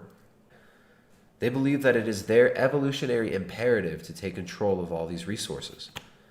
It sounds mad, it sounds insane, but this is what these people believe. This is what they teach you in schools. This is what they teach you in biology courses. That you're just a cosmic monkey playing dominance games. Why we must scale up climate-smart agriculture to feed a hungrier world. What do they mean by climate-smart agriculture? Guess what? Guess what they mean? They mean more GMOs. They mean Dow, DuPont, Bayer, Monsanto controlling your seeds. They mean a vertically integrated system where big finance offers sometimes microfinance loans and resources to get more people growing these transnational corporations' frankenseeds and frankenfoods. The World Economic Forum just wants to scale up climate-smart agriculture to feed a hungrier world. It's an approach to food production that can improve productivity. So they always say that, oh, look, it's improved yield and productivity and resilience. We have GMO seeds that are resilient to aluminum. Oh, we better block out the sky. We better block out the sun with barium and aluminum salts because of the climate change. But don't worry, Bayer Monsanto has aluminum-resistant seeds, and we'll give you those, and it'll grow. And we'll give you those pesticides too, in exchange for collateral. At scale, these practices have the potential to feed the planet. Scaling up will require massive stakeholder engagement. Stakeholder, that's the corporations and governments. Cooperation and investment at every level. Okay, so they want to mainstream, mainline Monsanto, Bayer pharmaceutical crops everywhere. They're going to increase productivity and also reduce greenhouse gas, because guess what? Bayer Monsanto is super sustainable. They help reduce greenhouse gases. Monsanto brands themselves. Check it out. Monsanto's website. Our commitment to sustainable agriculture. Monsanto is one of the world's leading companies focused on sustainable agriculture. Our vision for sustainable agriculture. Is this not... What kind of gaslighting is this? Our vision for sustainable agriculture strives to meet the needs of a growing population, to protect and preserve this planet we all call home, and to help improve lives everywhere. These are the people making children autistic. These are the people destroying your guts. These are the people destroying the small family farms, who have destroyed most of the small family farms of the last few decades, right? Bankrolled by big foundations like the Rockefeller Foundation, who set to make a lot of money through their investments in this fourth industrial revolution takeover. Right? The Rockefeller Foundation, you wouldn't have these GMO giants. You wouldn't have Harvard if it weren't for the Rockefellers. You wouldn't have Harvard. You wouldn't have GMO if it weren't for Harvard. And if it weren't for the Rockefellers' influence at Harvard, you wouldn't have a lot of the food policy that the government has been influenced by these so-called experts like Walter Willett.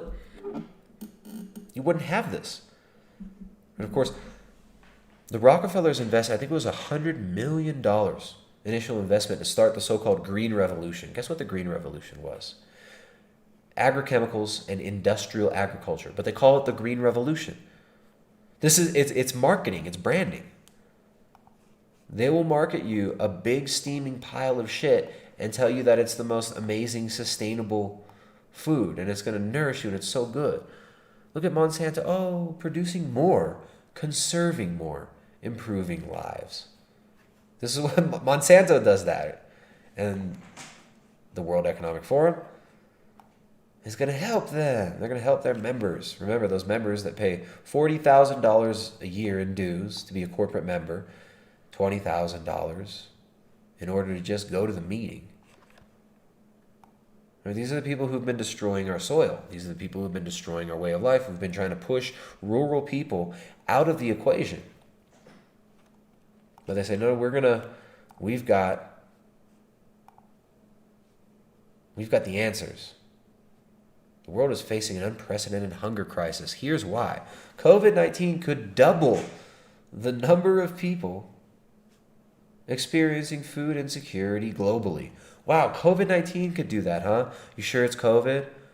You sure it's not the lockdowns? You sure it's not the restriction on movement? You sure it's not the madness and paranoia that's choking out our food supply? You're telling us everything needs to be constantly sterilized. We need these new biosecurity, that's the new word, biosecurity, protocols for everything. They want to make it more and more difficult for you to produce food. They want to make it abundantly clear to you that anything that human beings have touched is dirty. Anything that human beings touch are so bad and mean and dirty and unsustainable. Unsustainable, I tell you. And so there COVID did this, right? Not the lockdowns, COVID.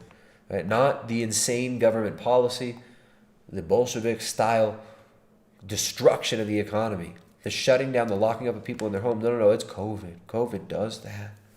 COVID's doing it.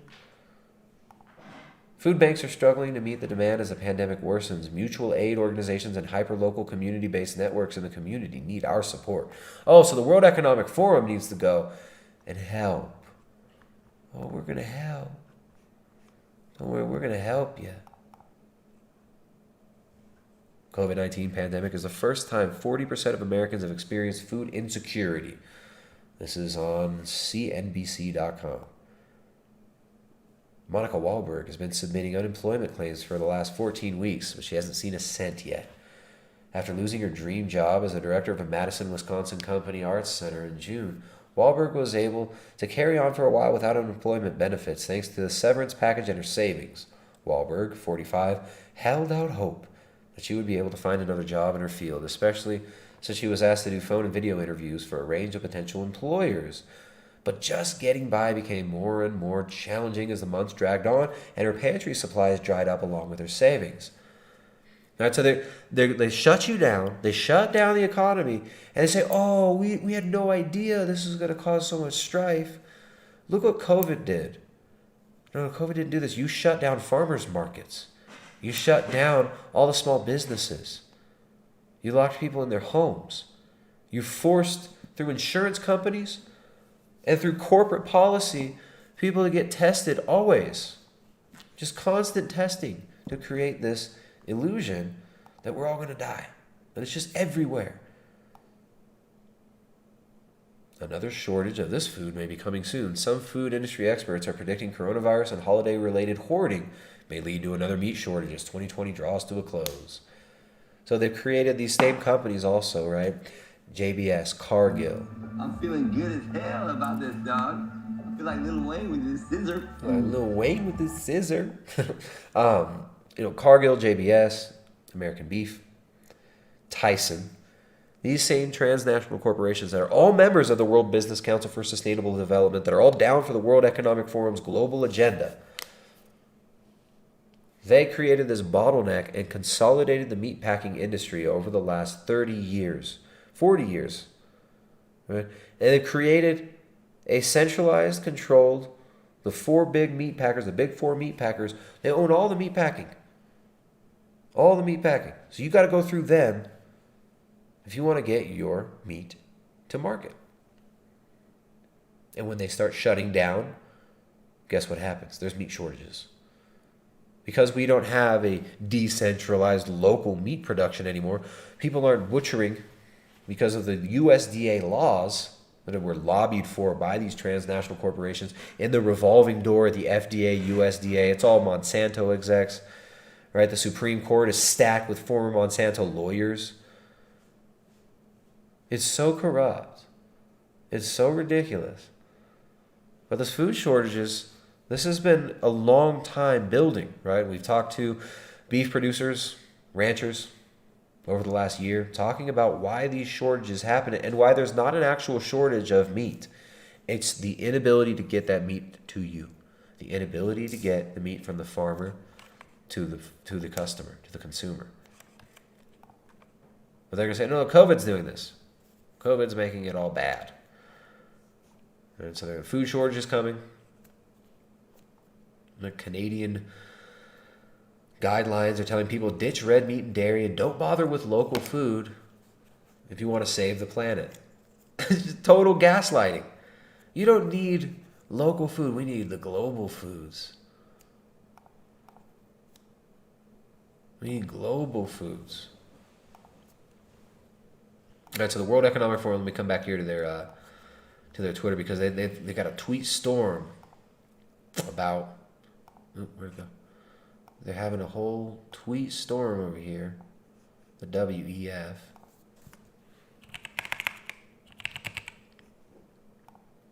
About food.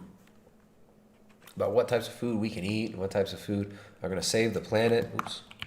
Where's World Economic Forum? I'm going to find... There you go.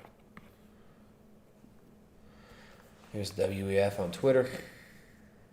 They want food transformation, climate smart agriculture. The world is facing an unprecedented hunger crisis as food prices increase, which is exactly what the UN Sustainable Development Goals, the SDGs, have called for. Increase in the price of food, increase in the price of water, increase in the cost of everything.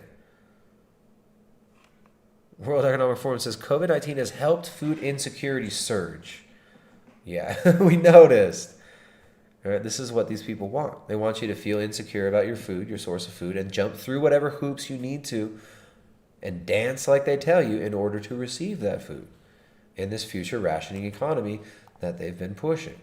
This future rationing economy obviously is not to the benefit of us. It's not even to the benefit of the planet, as they claim. Right? It's elevating and exalting industrial agriculture, which destroys the soil. Right?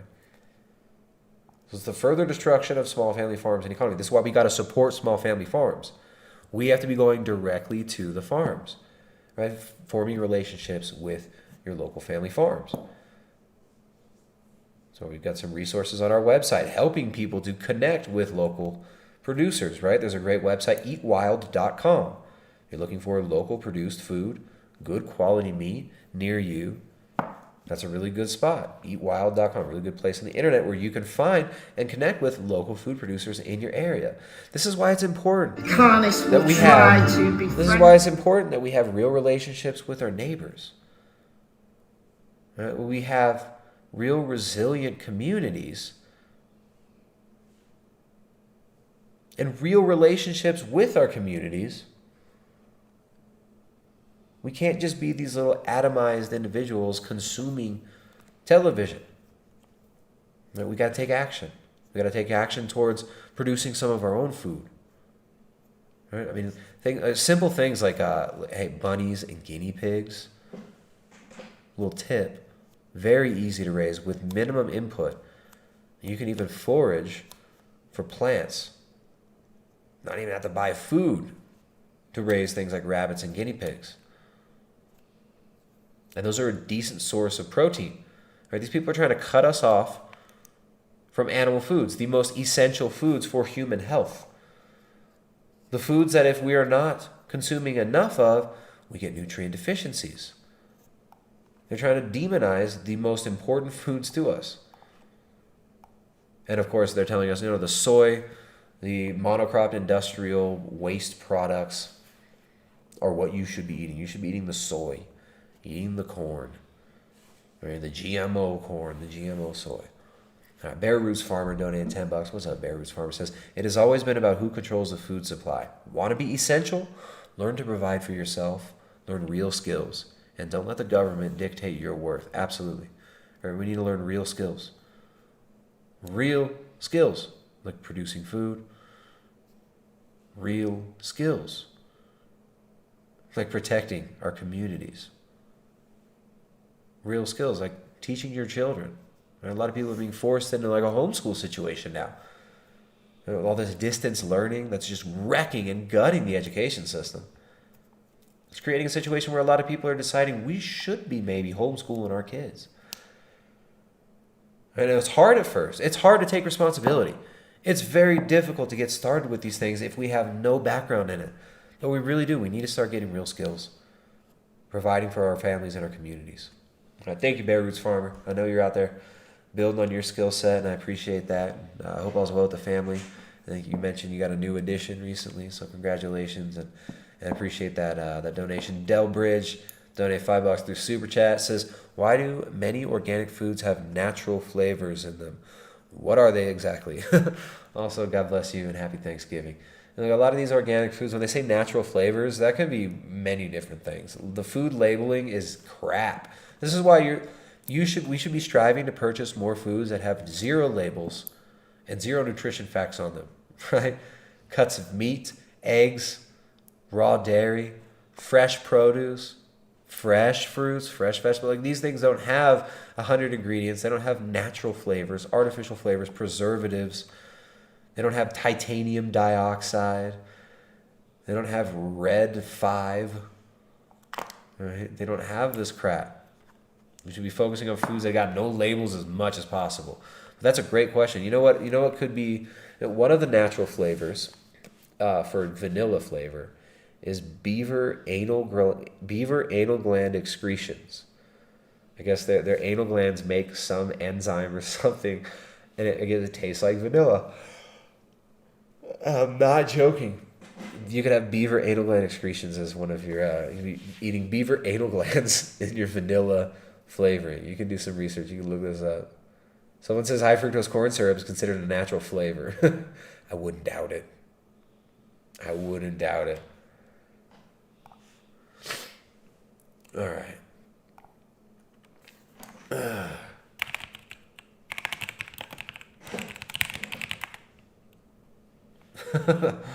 All right. So, 1 in 5 Americans are using food banks during the pandemic. They want us all in bread lines. Right? The World Economic Forum, they want us all in bread lines. They want us all not only in bread lines, but willingly. Right? They want us to think that this is some sort of this is progress. This is good. Right? This is how you ascend. Ascend to become a good global citizen. Good global citizens all eat the sludge. They all eat the they all eat the kibble. I'm trying to find this one that I retweeted a couple days ago. This is one of the best ones. They want us eating. Where is it? We've talked about the bugs, right? They want us eating the bugs. They want us eating the bugs. They also want you eating that fake lab-grown meat and even 3D printed meat. Let's find it. I've had this. Here it is. Switch away from meat. How about a 3D printed steak? Man, it was on Twitter. World Economic Forum's tweet from, what was it, like yesterday? But they've been tweeting the same thing out for months. No, that's not it. That's not it. 3D printed steak could help us reduce meat consumption. There it is. A taste of the future. Scientists in Israel are creating plant-based meat. Look at the plant-based meat. We've got 3D printed plant-based meat. Wow. We we analyzed the different components that make those beautiful cuts and tried to figure out which are the key components that we need to mimic in order to achieve those beautiful cuts of meat.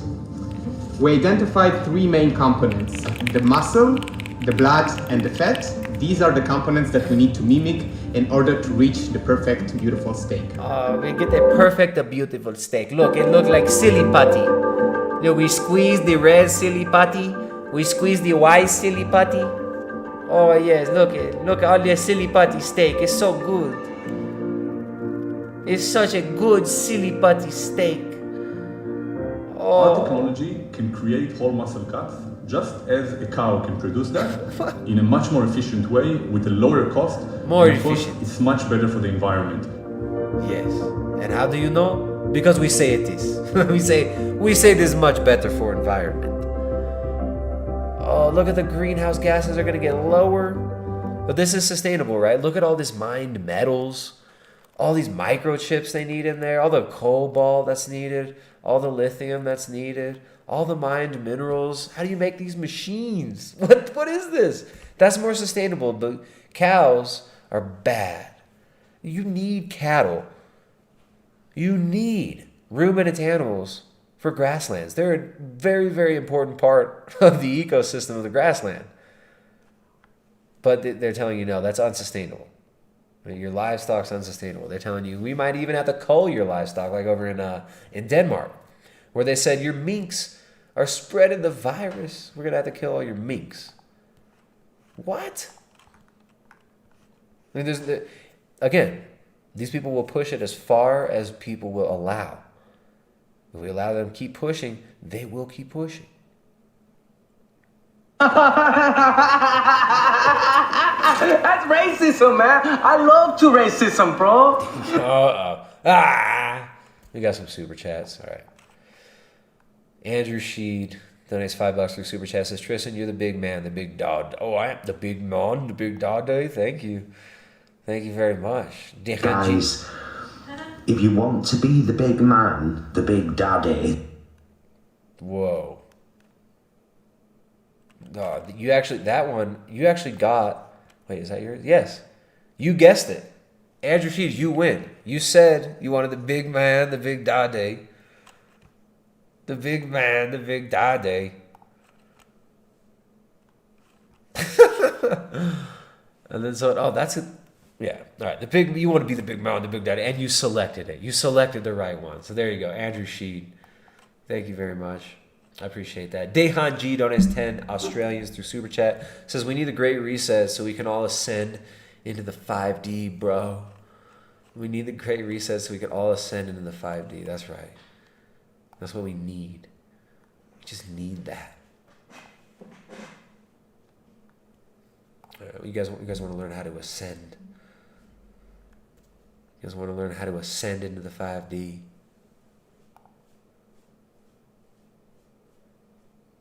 That's what we're going to do next. All right. Boom, boom, boom, boom, boom. Okay. Where did that? I've got a whole nother. I got a more fun window pulled up, and that's what we're going to move on to now. So the Great Reset. What do they want you to reset? Everything. What kind of food do they want you eating? Kibble. They want us eating plant-based slush. Plant-based kibble.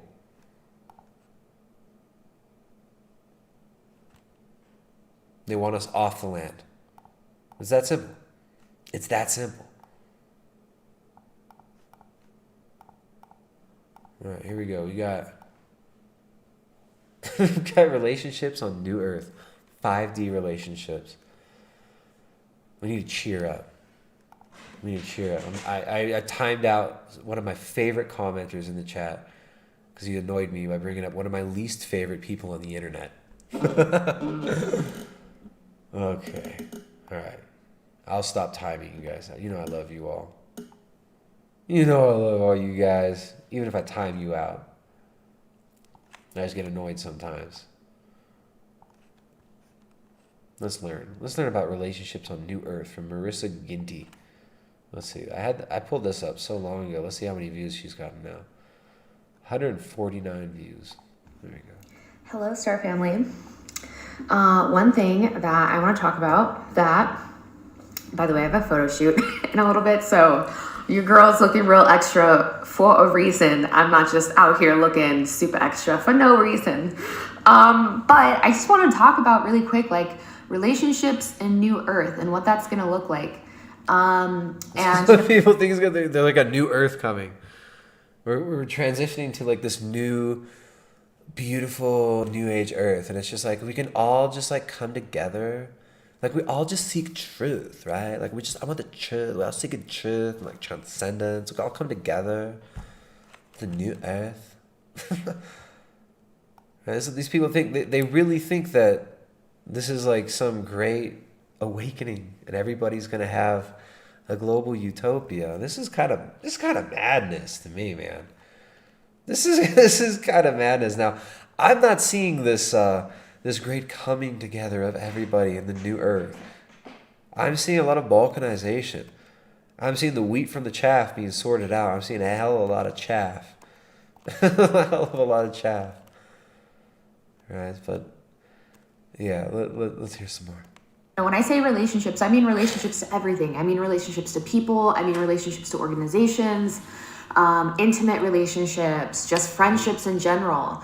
What that's going to look like and what we're heading towards is being more okay with those things ending, right? We have such a thing in our society that when things end, we take it so fucking personally, and it's not a personal thing. Like anything else, it's like it's like when you get locked in your home and you get told you're not an essential, and when like there's like a global holodomor happening, and like when you've got this world government that's forming and just like setting up the entire world to have like a possibly insane like technocratic genocide, and it's just like, why are you so attached? Like, why are you so attached to like owning things? Like, why are you so attached to like having a family? It's like you don't own your family. It's like we're all one. Something like water, for example. Water that is the most life-sustaining and nourishing thing on our planet, right? Like we can't live without it. But what happens when water stagnates? It literally becomes the most toxic thing available to us, right? Right? It becomes toxic masculinity. That's what happens. And so like anything else, like a really, really, really good thing that has already served its purpose, or even a really, really good thing that starts to stagnate. After time, it becomes toxic, and it's essential for our growth to be able to step away from those things and to be able to move past them with grace and with ease and with non-judgment. And so one of the things that I'm just noticing, you know, I'm the most non-judgmental. Like there are a lot of people, I've noticed that like you're pretty judgmental.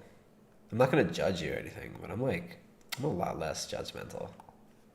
Away from the field that I was just in recently, and, you know, some bridges were definitely burnt along the way just because, you know, this is a different video for a different day, but ancestral clearings, major ancestral clearings, and just like deeply rooted suppressions and strings of oppression, right?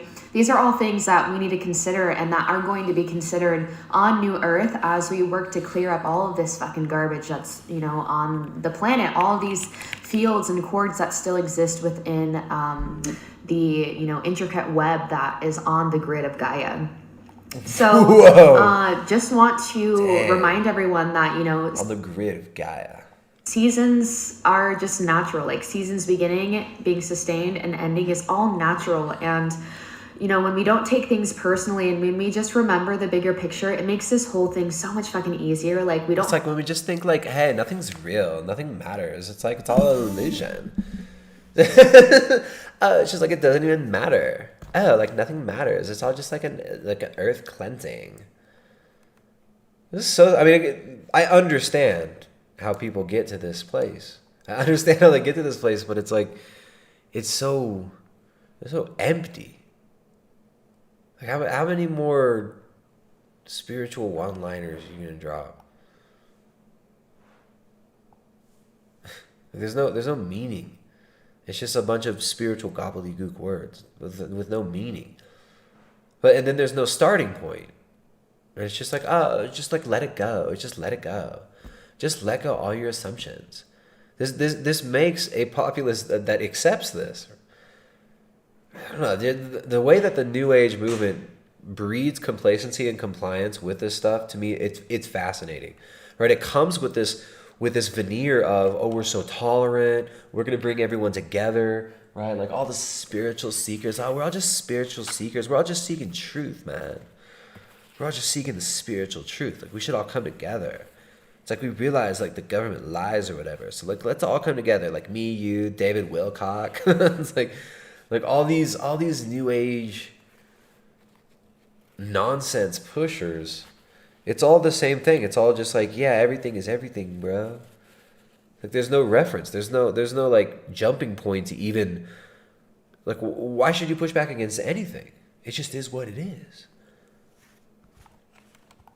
Have to be offended when someone decides to move on, and we don't have to feel guilted, or we don't have to feel heavy, we don't have to feel bad when it's time for us to step away from something. And that's the direction that New Earth is moving. You know what I mean? Like me stepping away and you know, Greg and I, which is Maya's dad, my daughter's dad, deciding to go say it, consciously uncouple. Just do it. You're consciously uncoupled.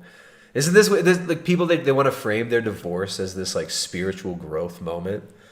It's like, yeah, like my third divorce was one of the most liberating things ever, right? Like I aborted his child. It was twins. It was like double points, double abortion.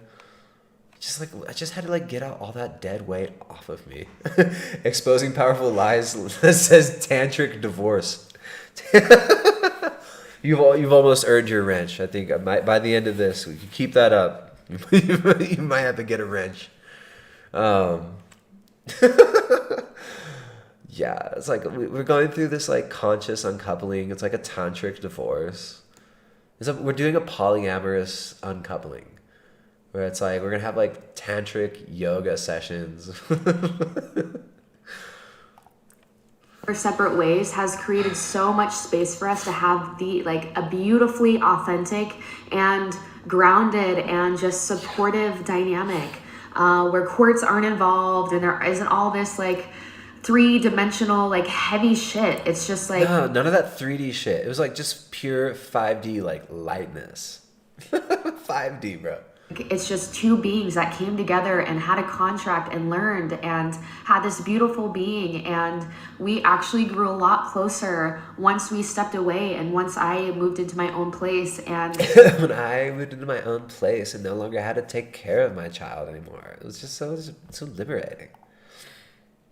Like, you know, what spirit does, what source does, it's not just looking out for you. When you're tuning into your very best interest, spirit has, like, your soul blueprint is connected to the blueprint of humanity. So when you... It's funny, it's always the thing of, like, your higher self, your greatest interest.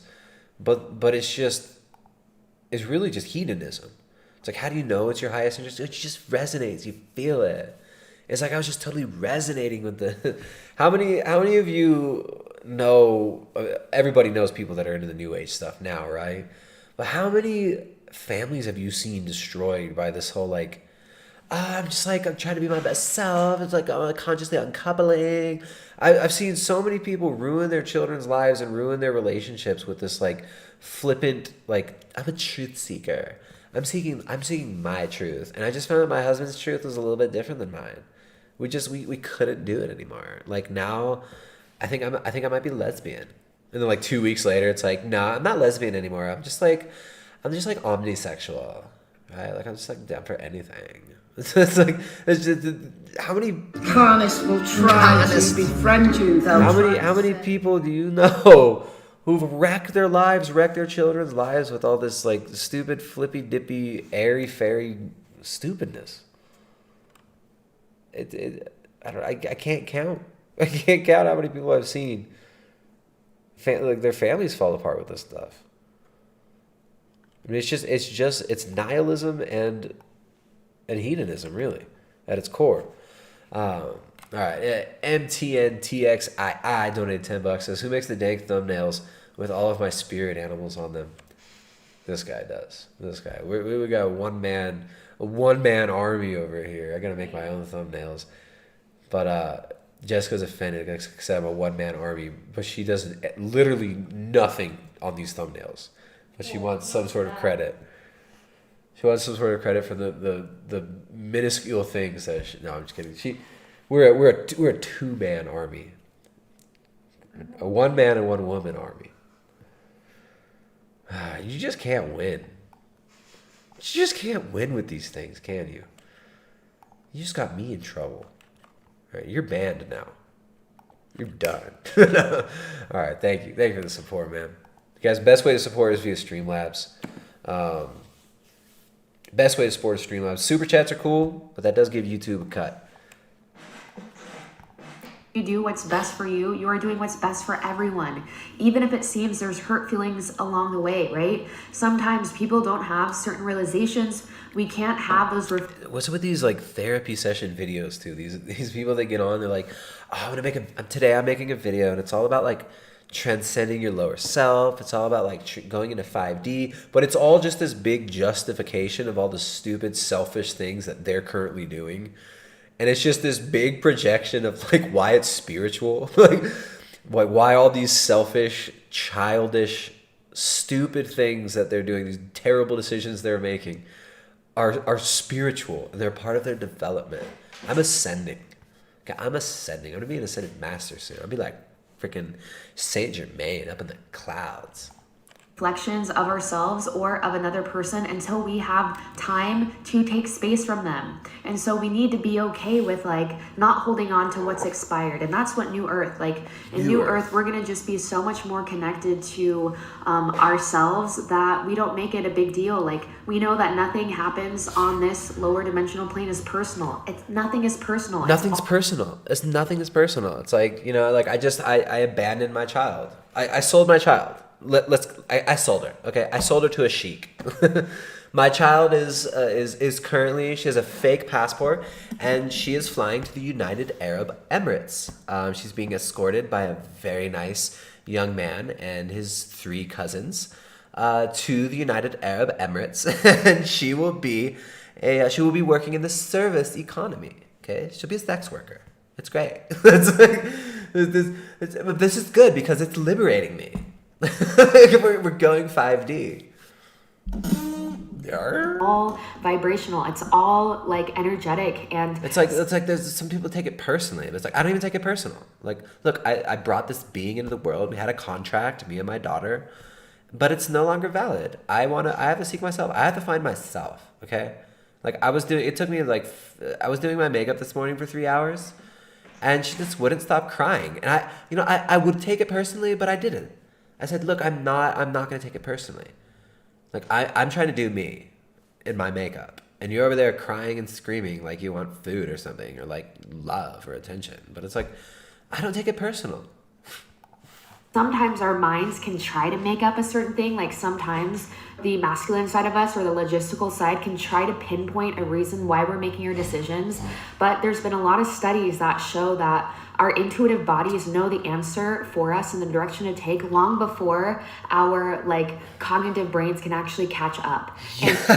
There's been studies.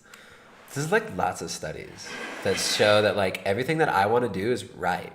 And it's like my gut instinct is right. And things that I feel like doing are good. And the studies show that.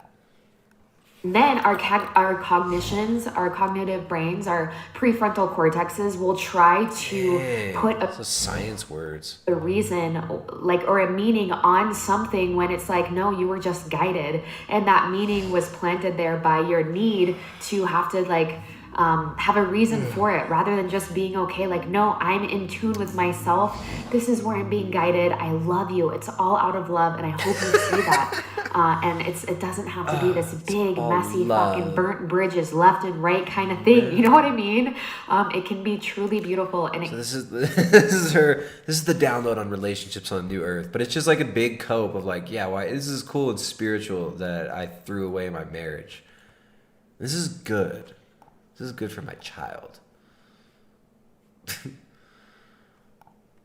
Can be all out of love. And are there going to be burnt bridges along the way? Of course. Is there going to be hurt feelings along the way? Of course. It's growth, you guys. Michelle Law is a PP in the poo-poo advocate. You cannot be afraid of growth. You can't be scared. Look, don't be afraid of growth. Exposing powerful live streams Don't be afraid of the growth that you're experiencing with your new wrench that you just got in the chat. You're blue. Half the chat are now mods. Use it wisely. Use it wisely. No all caps. And no saying you like people I don't like. I'm just kidding. All right. Enjoy the newfound mod power. Look at all these wrenches in the chat. Look at all that wrenches in the chat. Look at all these super chatters. Thank you guys for supporting the stream. Sending them super chats. Bear Roots Farmer donated $5. Says God is truth. Any narrative that beckons you to find yourself by looking within yourself is satanic, and there's no truth in it. God calls us to put to death the self and put on Christ. To live is Christ, to die is gain. Bear Roots Farmer, thank you very much for that super chat. Thank you very much. I appreciate that. Some wise words there. All right. All right. Let's hear how she signs out. It's growth, you guys. We can't be afraid of it. We cannot be afraid of growth. We're not going to go anywhere as long as we're running away from what is uncomfortable. So make the move or life will make it for you. Those bigger changes that are the hardest to make, around the corner is always a freer version of self, and around the corner is always much more realizations. She's about to cry. She's in like this manic state. She's telling herself that it's all good, it's all good, it's all good. She's freaked out. Man, it's sad. It's sad. That will help you feel at ease with your decisions, and that will just make you feel so much more comfortable and make you remember the bigger picture of like why we are here. Why is that? Why is that? Why are you here? I just like experience and grow, become my best version of myself. The best version of myself as decided by myself. All right, my friends, I hope this finds you well. If you have anything else to add to that, please leave it in the comments. We will talk very soon. Much love. Poor girl. It's like we all get to become our own spiritual guru now. Yo much speaking, not much real knowledge, says 5D consciousness. Damn, 5D consciousness. 5D consciousness done wonder up. 5D consciousness says you talk too much and you say nothing. And look at his videos. Quetzalcoatl, la potencia del espíritu. Oh man, he's got this like Spanish UFO channel. Love the part about working on yourself helps you and the collective. Taking time to bask in your energy is so essential, and whoever don't get it, oh well. Beauty and truth, loved your message. It's very comforting to hear that I'm not alone in believing what you expressed so eloquently and to the point. Whoa. All right. So the spiritual growth. 5D. All right, we got. I don't know if we're gonna skip that one. We've got our couple here, our polyamorous.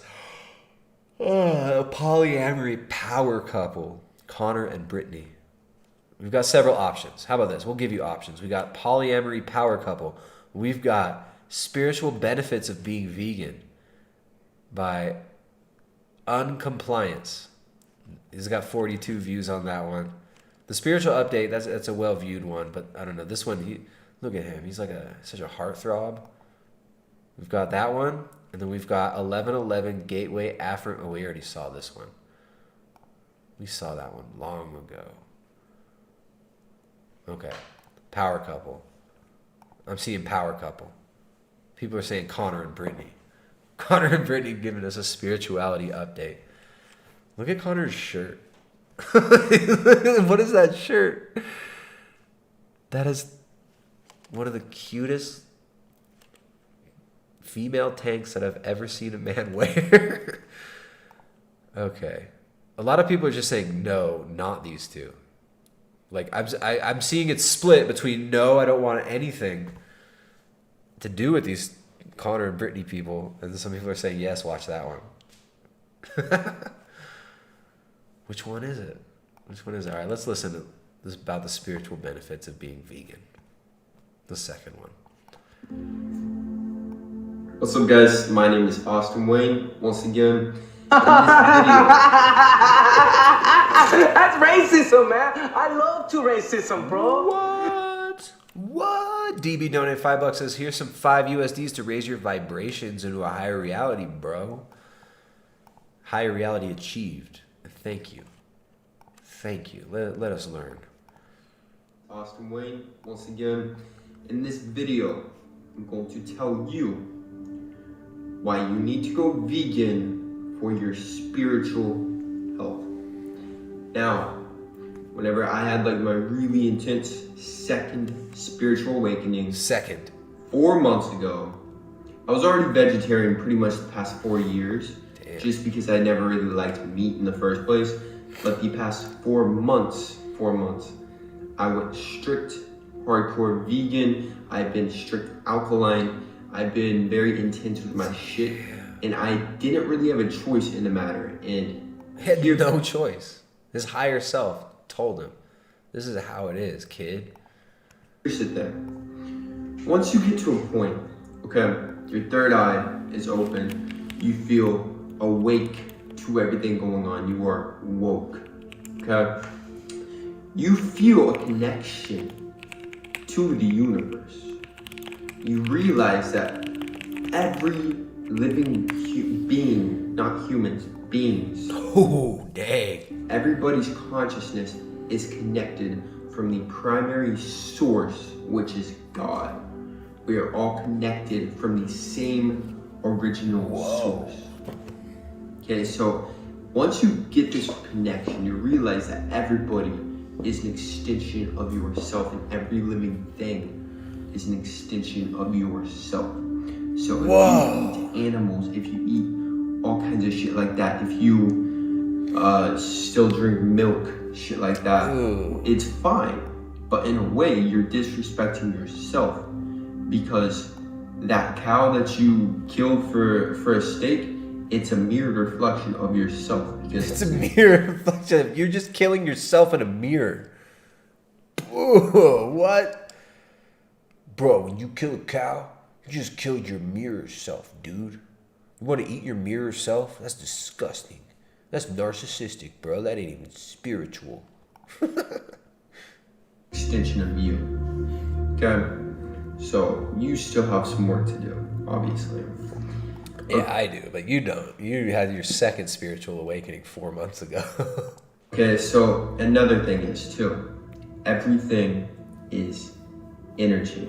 Actually, before I get into that, so pretty much, like, once you feel connected to all these animals and everything, like, you look at a fucking ant, and, like I used to, like, stomp on ants and shit, like, not really think about it, but now, like, I'll look at, like, an ant or, like, a fly, just like, wow, their life is so beautiful, you know, like. Look at an ant and a fly. Their life is so beautiful. It's like that fly is just, like, flying around the doo-doo, drops down on the doo-doo, eats some doo-doo, then pukes up on the doo-doo.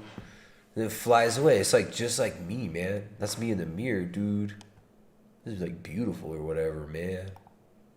Every life is precious in my eyes. And if you are spiritual whatsoever, it's got to be the same for you too. And if it's not, you need to continue down this path, and eventually you'll get to that point. You don't really have a choice whether or not to be vegan once you go down this path so much, okay? And another thing is, like I was saying, so pretty much everything is energy. Yeah.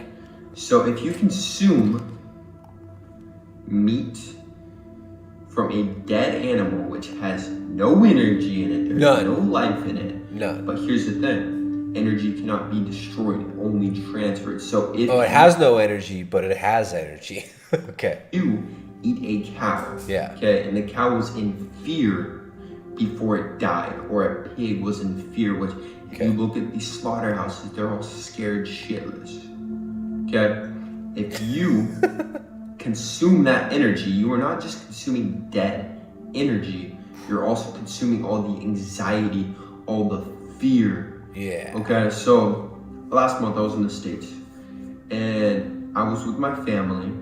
Ew. So I cheated on the vegan stuff, okay? I had some Ben and Jerry's ice cream. Dang, dude. And What happened to your vibration? What happened to your light body and your chakras? Sorry, I'll let you answer. Pizza before that too, I'm not even gonna lie. Don't and so lie. I cheated on the vegan shit. And after the pizza, I felt fine. You know, it was like an organic, like Amy's pizza. I felt fine from that. Yeah. But whenever I had the Ben and Jerry's ice cream, low vibe. I felt some really traumatic shit being transferred into my consciousness from the ice cream. Damn, dude, what flavor was it? What flavor was it though? Was it the was it cinnamon buns? The cinnamon buns flavor? Because that's a high vibration flavor. But if it was like Chunky Monkey or some gay shit like that, I can understand.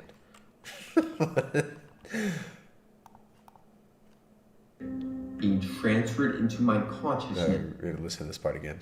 Jerry's ice cream. I felt some really traumatic shit being transferred into my consciousness from the ice cream. The food that you consume is energy. So what the fuck are you consuming? Alright, so let's say you are consuming lots of fruits, lots of berries, mangoes, lots of vegetables. Dude, vegetables. I like how you said that, dog. Fruits, lots of berries, mangoes, lots of vegetables. These foods are alive. They are electric. They are positive energy. They're radiant. I love how he has the massage parlor music in the background too. he borrowed the CD from his local massage parlor, from his crystal store down the street. Borrowed the CD that they put on loop. So if you are consuming foods like this, all you're doing is increasing your frequency. Combine this with a consistent fasting regime. Yes. And that's going to be the best to advance you spiritually. Yes. Okay. So if you consider yourself spiritual, yes, you have to be vegan. Also, not to mention, it makes your skin smooth. It gets rid of dark circles. It's anti-aging. Meat has free radicals, which ages you over time. There's a lot of reasons to go vegan. Okay, so that's pretty much it. Quick video. My name is Austin Wayne. Subscribe if you want more videos like this. And yeah, cool. Peace. Love you guys. Love you too, bro. Peace. All right.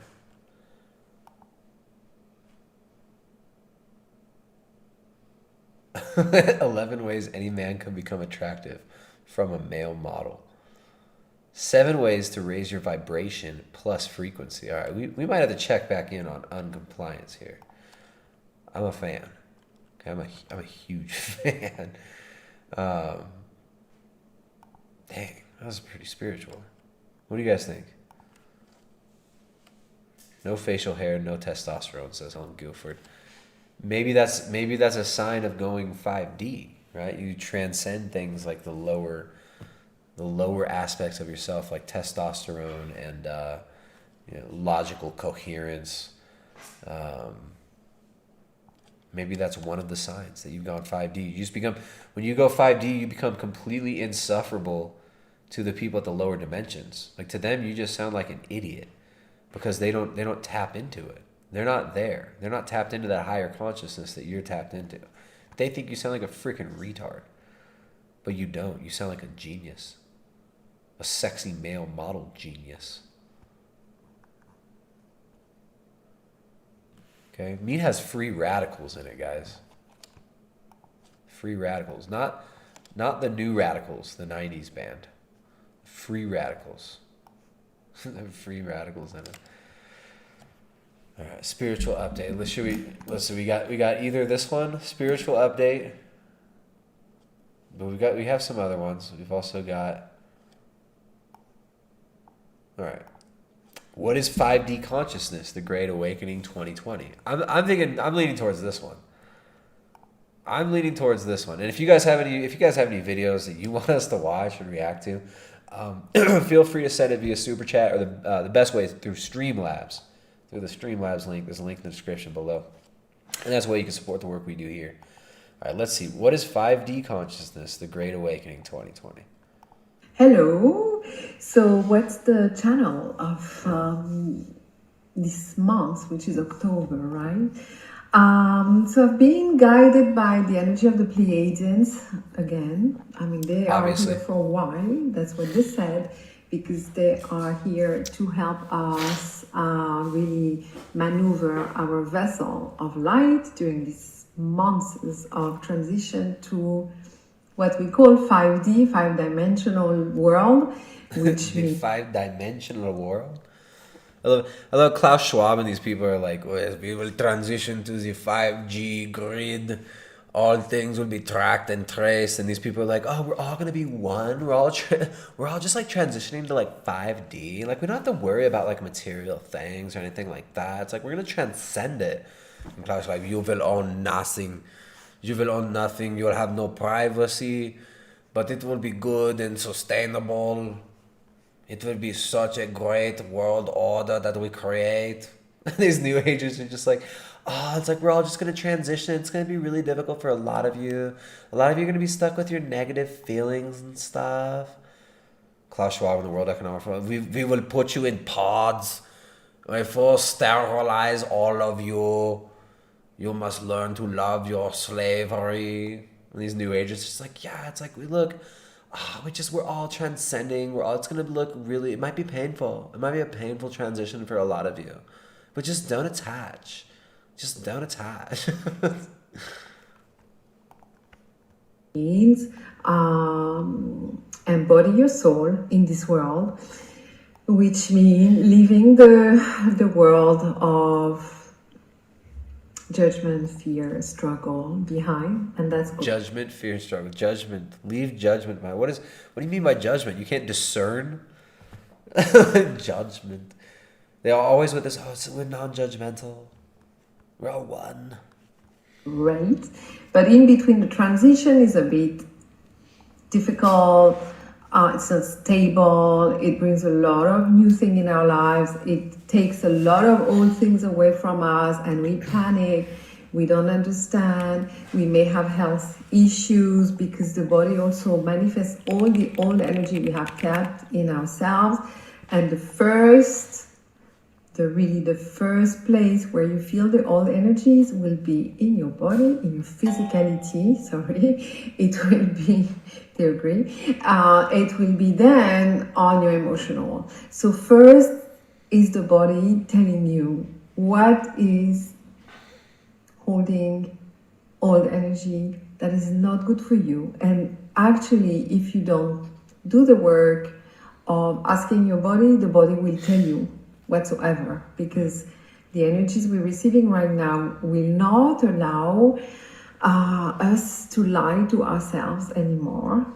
I mean, it's not 100%, but it's gradual. So first things first, the bigger lie needs to go so you can address it, go inside, feel who you are, and take the truth out in your world, in your life, in your body, in I'm not having any difficulty. Again, I'm bigger than you. I'm stronger than you. Yes, and you're also much louder. You're much, much louder, Hench. Bear Roots Farmer donated $5. What's up, Bear Roots Farmer? Says, off subject. Raised and sold 12 turkeys, 10 dozen eggs, bacon, and homemade pumpkin puree for people in our congregation. Glad I'm able to pass it forward a little to you and your family. Happy Thanksgiving. Keep up the streams. Bear Roots Farmer, that's so cool. 10 dozen eggs. Wow. That's a lot of eggs. And did you raise the birds yourself? Oh, yeah, you did. You said raised and sold 12 turkeys. 10 dozen eggs, bacon, and homemade pumpkin puree. All that sounds great. All that sounds good. I'm stoked for you. Stoked for your neighbors and your friends and family that get to enjoy that as well. How many eggs did you find today? I had 25 yesterday. 20, we got 25 eggs yesterday, but one of those was like a stash that had been there for a little bit. But that was cool. It almost here when you sell eggs, you do it in 30. It's called a cubeta. Una cubeta. It's 30 huevos. But yeah, I'm hyped for you. That sounds good. I'm not a big fan of turkey. I don't get why. Like, why does Thanksgiving have to be turkey meat? It's like the worst meat, in my opinion. In my humble, always right opinion, turkey is the most inferior meat. People should be eating ribeyes on Thanksgiving. You like turkeys? Wow. You like turkeys? Goodness. Maybe I just haven't had the right turkey. It's just always so dry. So October brings a lot of these turbulence. You can see it like that, or you can talk about changes, surprises, new friends, new relationship, replacing older relationships that are not good enough for you right now.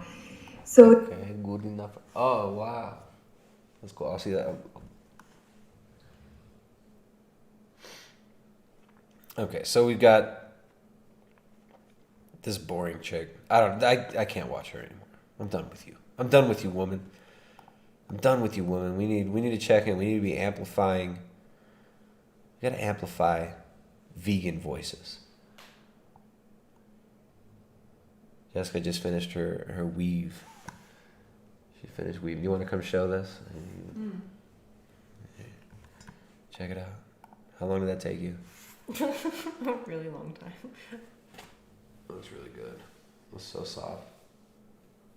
That's a bunch of wool from our sheep, and then it's raw wool, and then it's wool that I spun. Raw wool, and spun wool. Alpaca. That's pretty cool. And there's some cotton in here too. Some alpaca, some cotton. That's gonna look really nice up on the wall. Mm. There we go.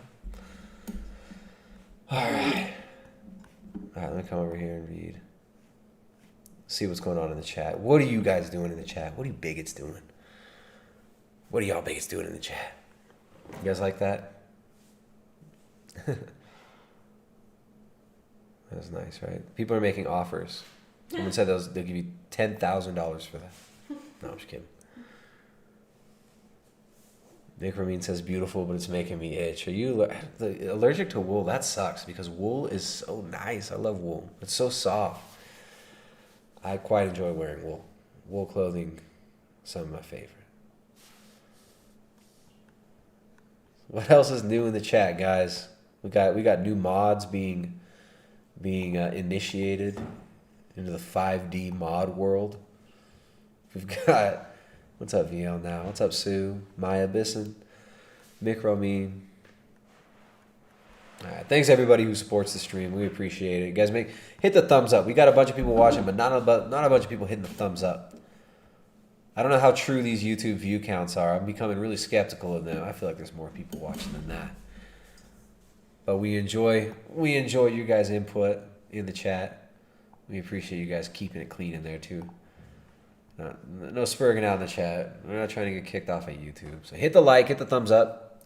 If you enjoyed the stream, we encourage you and implore you. We require you. It's mandatory. We require you to support via the Streamlabs if you can. These naughty essentials over here. Appreciate your support. Let's learn a little bit more about being spiritual, vegan, from this guy, The Juice. Welcome back to the channel. Much love to you if you're returning back. Welcome back to the channel. If you are brand new here, be sure to subscribe. Be sure to subscribe. Support this channel and myself by subscribing. And of course, pressing the bell notification. If you are brand new here, once again, my name is Juice. I mainly post videos on this channel in regards of the Matrix, just positivity. I post videos in regards of self-discipline, self-motivation, self-discipline, Yeah, self-discipline. Dude, you said this one like 3 times. Got that vegan spiritual brain fog here. and just helping people to just remain in a very high vibration and just inspire people, uplift people. Do you guys feel uplifted and inspired? Just help you find value, basically. You guys feel like you're transcending the matrix, going 5G? I'm sorry, 5D. You guys slaying the Illuminati. Del Bridge says, can any of them ascend to the Coomer dimension? So if you're all about those things, if you have interest in those topics or subjects, once again, be sure to subscribe, hit the bell notification, comment, like, share. All those things helps a lot to get more of the videos out to the masses, or other people can, consume this content. So they can ascend and thrive through life, right? So let's talk. He sounds so boring. He's talking about inspiration and thriving. Dude sounds like he's putting himself to sleep. It's like 10 a.m. where he's at. About to fall asleep. You read the title. What I want to talk about. You know exactly what you're here for. I want to talk about spiritual soul. Now, I'm going to get a lot of hate. I'm going to get a lot of people saying I'm clout chasing and all that stuff. I'm trying to get views. That's exactly what I'm trying to do here. Because the more people watch this, the more people will understand the difference between vegan and plant-based. That's what I hope you take away from this video, that you know that there's a big difference between the both. So yes, I want people to watch this video and learn and just do their own research and go from there. Don't just listen to what I say. Do your own research and see whatever I say. Do your own research. Veganism versus plant-based. This sounds familiar. Here's some familiar territory for you guys. And see if it's valid, right? See if the information I'm sharing with you is valid. That's what I beg of you to do. So yes, I want to talk about spiritual soul because I received a DM from someone who watches my videos a lot. Real cool person. But the question from this individual was basically how to become vegan. Like 2.5 minutes in, said nothing so far. Typical. Spiritual soul. You said nothing. Come on, dude. Well, Get to the point. He's not even vegan. There we go. And this is not to belittle him. This is not to put him down. This is not to spread any kind of negativity at all. No. I'm a fan of what this man is doing. But he's not vegan like you. You're vegan, right? Spiritual soul. I see this all the time in all my videos. I'm a fan of what he is doing, or people like him similar to what, like the message that he's exposing or sharing. I very much support and admire his passion for truth. I really do. But at the same time, when something is not correct, it has to be corrected. And what needs to be corrected is the fact that him labeling himself a vegan is incorrect. Not vegan. He's not that spiritual, man. You're way more spiritual. I don't even know. He's talking about something called spiritual soul. Soluminati, I guess. It's why I can say this. And here's why I can definitely say that a spiritual soul is currently not a vegan. He's plant-based. Those are two different things, like I said. No. Veganism and being plant-based are two different worlds. I just saw a video of him visiting a zoo. Okay? What? And a zoo is something This is like 3D. that vegans do not support because basically low vibration. It's exploiting animals for entertainment. It's exploding animals for entertainment. So that's right. You can't be exploding dang animals for entertainment. All right, I don't know if I can put up with the juice doing 20 minutes of this. He's not vegan. He went to the freaking zoo. He went to the zoo. Let's find spiritual soul. Donkey riding, camel riding, that's exploiting animals for entertainment. Yeah. And that's not good. Because when you ride a horse, you have to put straps around its face. Some people whip the horse, right? They whip them, they kick them to make them run faster. That's abuse. I'm not I'm against that. I don't like seeing any animals being hurt. I don't like seeing dogs being hurt. I don't like seeing cats. It's unnecessary and it's barbaric. It's very, very barbaric.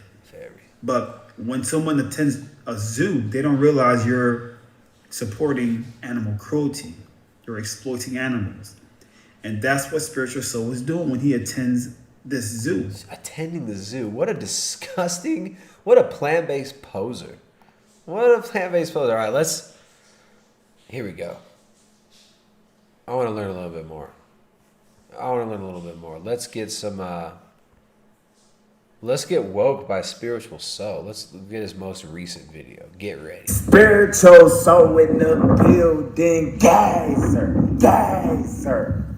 Nature Soul in the building. Damn, catching some Nature Boy vibes. We got Nature Boy 2.0 here. Nature Boy without a harem. Man, sample.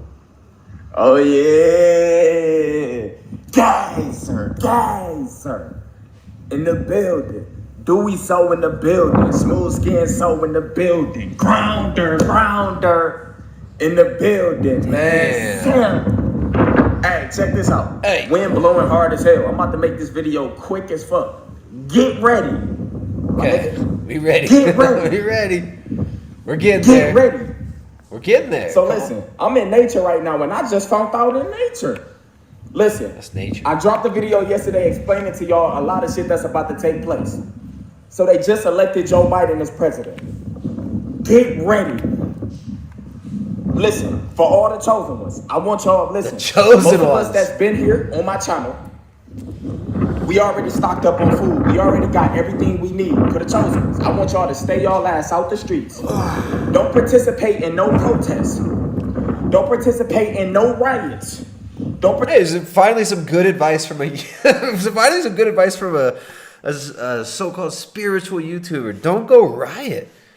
Don't go participate in riots. Finally. Participate in nothing. They are about to feed this fucking world. All you gonna see is protests and riots all on social media. I told y'all, even if Donald Trump lose, he's not leaving without a fight.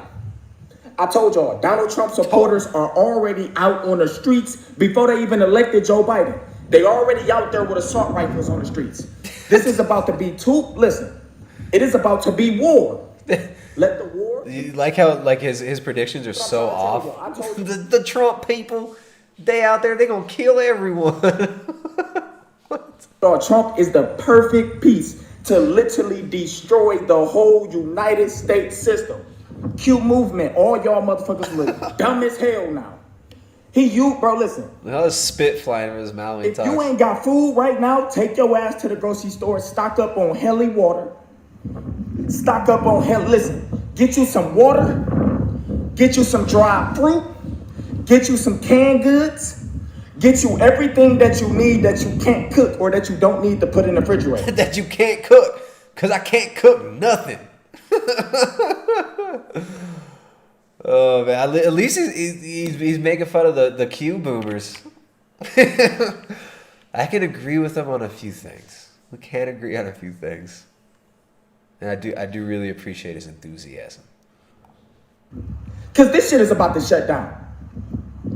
Simple, bro. Listen to me. Simple. Trump already put the message out to all his supporters, all these fucking y'all call white supremacists, all of these what y'all say Antifa, all of these people that y'all say Trump has. These motherfuckers is about to be on the streets ready for war. I told y'all, that's why the Democrats tried so fucking hard. They tried so hard last year to take our guns. They wanted gun laws so bad. And the only person that was fighting for gun laws saying y'all are not taking them is Trump. And Trump supporters was out there protesting with their assault rifles. A Trump supporter just was at a Black Lives Matter protest literally like a couple months ago and killed somebody. They are already out here walking with streets. The only motherfuckers that can get them off the streets is martial law, the police. It can't, bro. Listen, it's about to be. Can't, bro. Listen. Let me throw some more. Let me throw some more slogans and keywords in there. Assault rifles. What is? This dude's just spouting on all sorts of shit he barely knows about. This is so funny. He tried to say that Trump's got, what did he say? Trump's got Antifa. The Antifa is like pro-Trump. What is this? All right. I'm an instant fan of Spiritual So. Instant fam. Instant. All right. That guy is pretty spiritual, I gotta say. That's pretty spiritual. I appreciate that. Spiritual So. There's just so many of these. Like if you look at like vegan spiritual, look at all these just in the last few weeks. Spirituality and veganism. You can't make a video on spirituality and veganism with it being under 10 minutes too. It's impossible. They have to be 20-minute rant videos. And the first 5 minutes are all just self-congratulation. It's just warming up. Let's see. Hi, it's Fountain Bee, and today I'm going to talk about spirituality and veganism. Before I get started too far into it, I just want to obviously make a disclaimer that these are not the same thing. However, they can work really well together, and I just feel like it's important for me to talk about some things that kind of intertwine between these. They're all like just coming out of a nap too. It's like they all just woke up from a nap. These kind of like, if you want to call them philosophies, you could do so.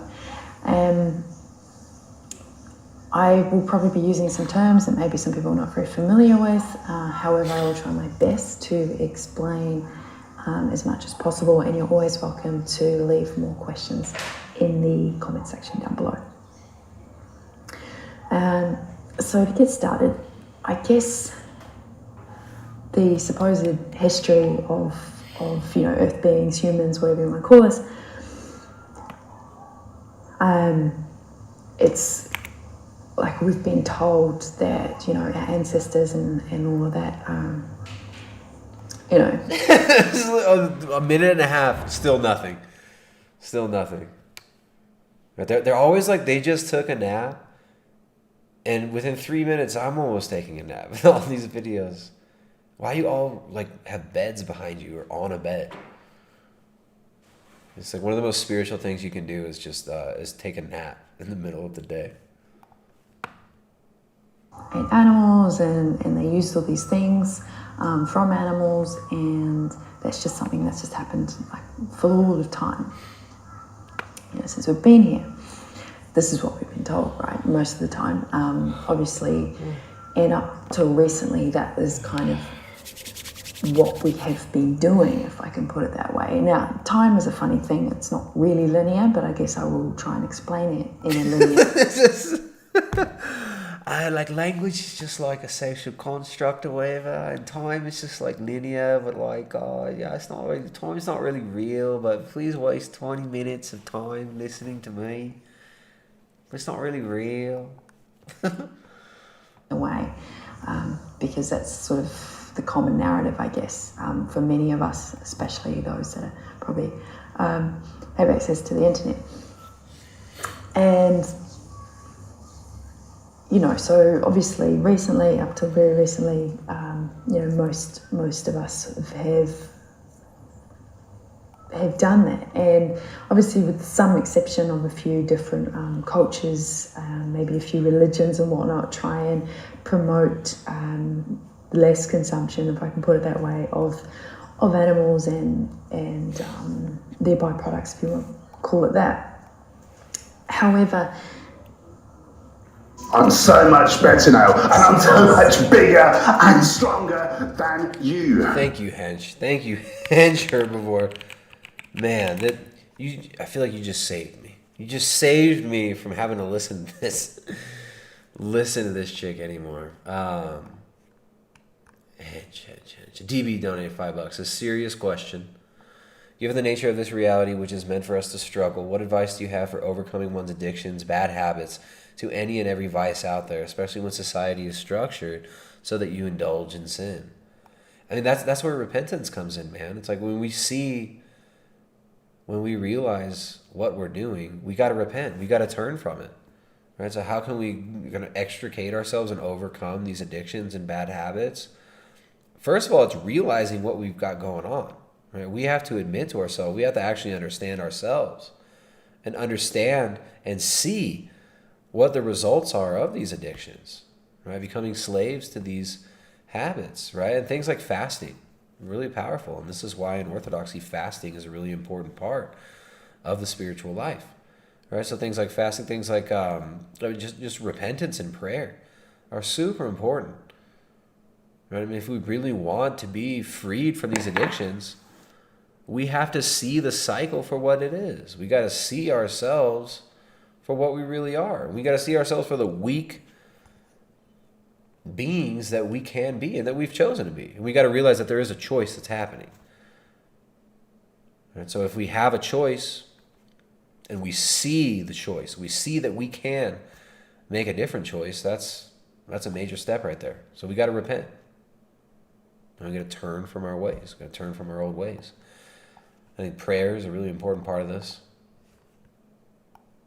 Disconnecting from some of these old relationships that might surround, some of these addictions and habits, right? And then replacing those habits with some new behaviors. The new behaviors have to be beneficial. Right? We got to replace those negative habits with other habits. Like food addiction, for instance. We got to replace the habits with new beneficial habits, right? If you get this habit around binging and restricting with foods, right? Or binging on Ben and Jerry's and feeling guilty, and then like fasting the next day and just flagellating yourself, and then going through the whole cycle over and over again. Seeing the negative effects of this habit, seeing where it is we make the choice is really important. So yeah, I mean, it's difficult, but we all have this. This is not something that's like you're the only one dealing with this. Oh, you're not spiritual. You're not 5D enough, bro. You haven't transcended that. No, we've all got a terrible proclivity towards sin, right? And we all shit in our own nest sometimes. So yeah, I mean, addiction it's difficult, and it's hard to get beyond. But seeing the destructive nature of those habits is really important. All right, so DB, wishing you the best, man. Prayer, very important. Talking to other people who have been through similar situations and asking for advice is really good as well. And then just being honest with ourselves, first of all. Being honest with ourselves and just like, hey, I can't control myself with this. Or maybe I can't do this on my own. I need to reach out to somebody else for help. I mean, being honest with ourselves, honest with other people around us, and being honest with God. That's what's most important. So thank you, DB. I appreciate that. I think it's a good time. Right now is a really good time for us all to be repenting. All right, pulling ourselves out from these pits that we've allowed ourselves to drop into. Of nihilism, hedonism.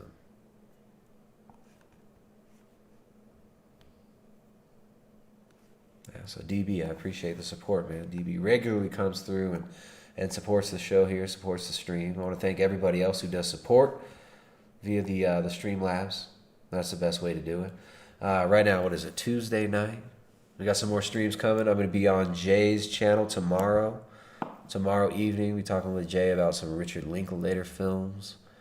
We're going to talk about, actually, Philip K. Dick a little bit as well, which will be fun. We're going to talk about the film Waking Life, and the other one was rotoscoped, Scanner Darkly, which is based on a Philip K. Dick novel that I read years ago. I don't know if I finished it.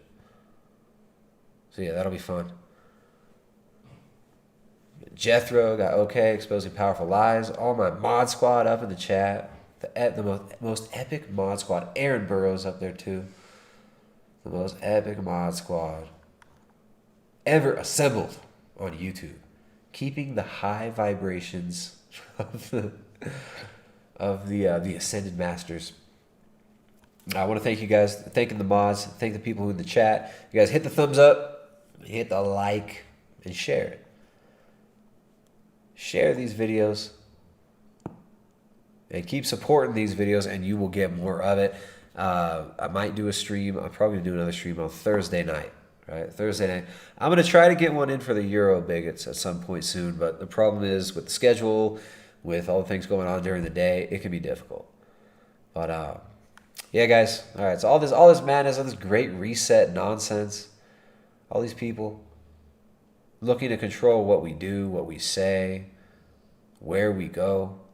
This is madness. We got to stand up to this stuff. All this lockdown bullshit. I got no more patience for it. We got to stop this. We cannot allow this to continue. We can't allow these people to keep pushing us. All right, so shout out to all the folks over in Buffalo. I know Exposing Powerful Lies, he mentioned in a DM that he actually knows some of these people that were in that video, so that's really cool. All right, we got to stand up. We got to stand up for our families, for our communities, for the truth. We got to stop accepting lies. We got to stop accepting bullshit. We got to stop feeding into the lies and feeding into the bullshit, feeding into the nonsense. All right, so yeah. Support businesses that stay open. Support local food production. We got to get involved in our own food production to some extent. Whether that be just getting some backyard chickens, maybe raising some rabbits or guinea pigs for meat. This is going to become important. All right, so it's a good time to fill those freezers up. It's a good time to be networking with neighbors, with local family farms and producers. And it's a good time to be moving towards food security for our own families. Moving towards food sovereignty for our own families. And we take baby steps, right? We just start out with a few chickens. We start out with a small garden. Remember, you can't feed yourself. You cannot live on bread alone. You cannot live on plants alone. Animal foods are the only foods that you can eat exclusively and get all the nutrition that you need. The only foods that you can generate your own protein and fat on your own land, on a small piece of land. So animal foods should be prioritized as far as diet goes, as far as food production goes. Those are the most important foods. You're going to live off tomatoes. You can live off tomatoes, but you can live off of ruminants' meat. You can even live off of eggs for a while if you needed to. Yeah. And they're trying to demonize and ban all these foods that we require for our health. The most important foods for our health are demonized. The most important nutrients are demonized. The sun is even demonized. Don't go out in the sun. You're going to get cancer from it. Stay inside. Wear a muzzle. We're done with this shit. We don't buy into your nonsense. All right. I'm out of here, guys. I'll see you next time. I'll be back on a Thursday night on this channel for another stream. Make sure to like it. Make sure to subscribe. Make sure to share them. And support via the Streamlabs if you can. Become a member of primaledgehealth.com/membership. There's a link down below. We do weekly coaching calls in there. We'll do a coaching call in the next few days, I think. Or did we already do one this week? All the weeks are blended into one. If you don't want to get in on those weekly coaching calls, become a member. And we'll find you guys, or we'll see you next time. And I'll see you on Jay Dyer's channel tomorrow night. Doing a stream with Jay tomorrow. That'll be fun. All right, guys. I'm out of here, bigots. Take it easy.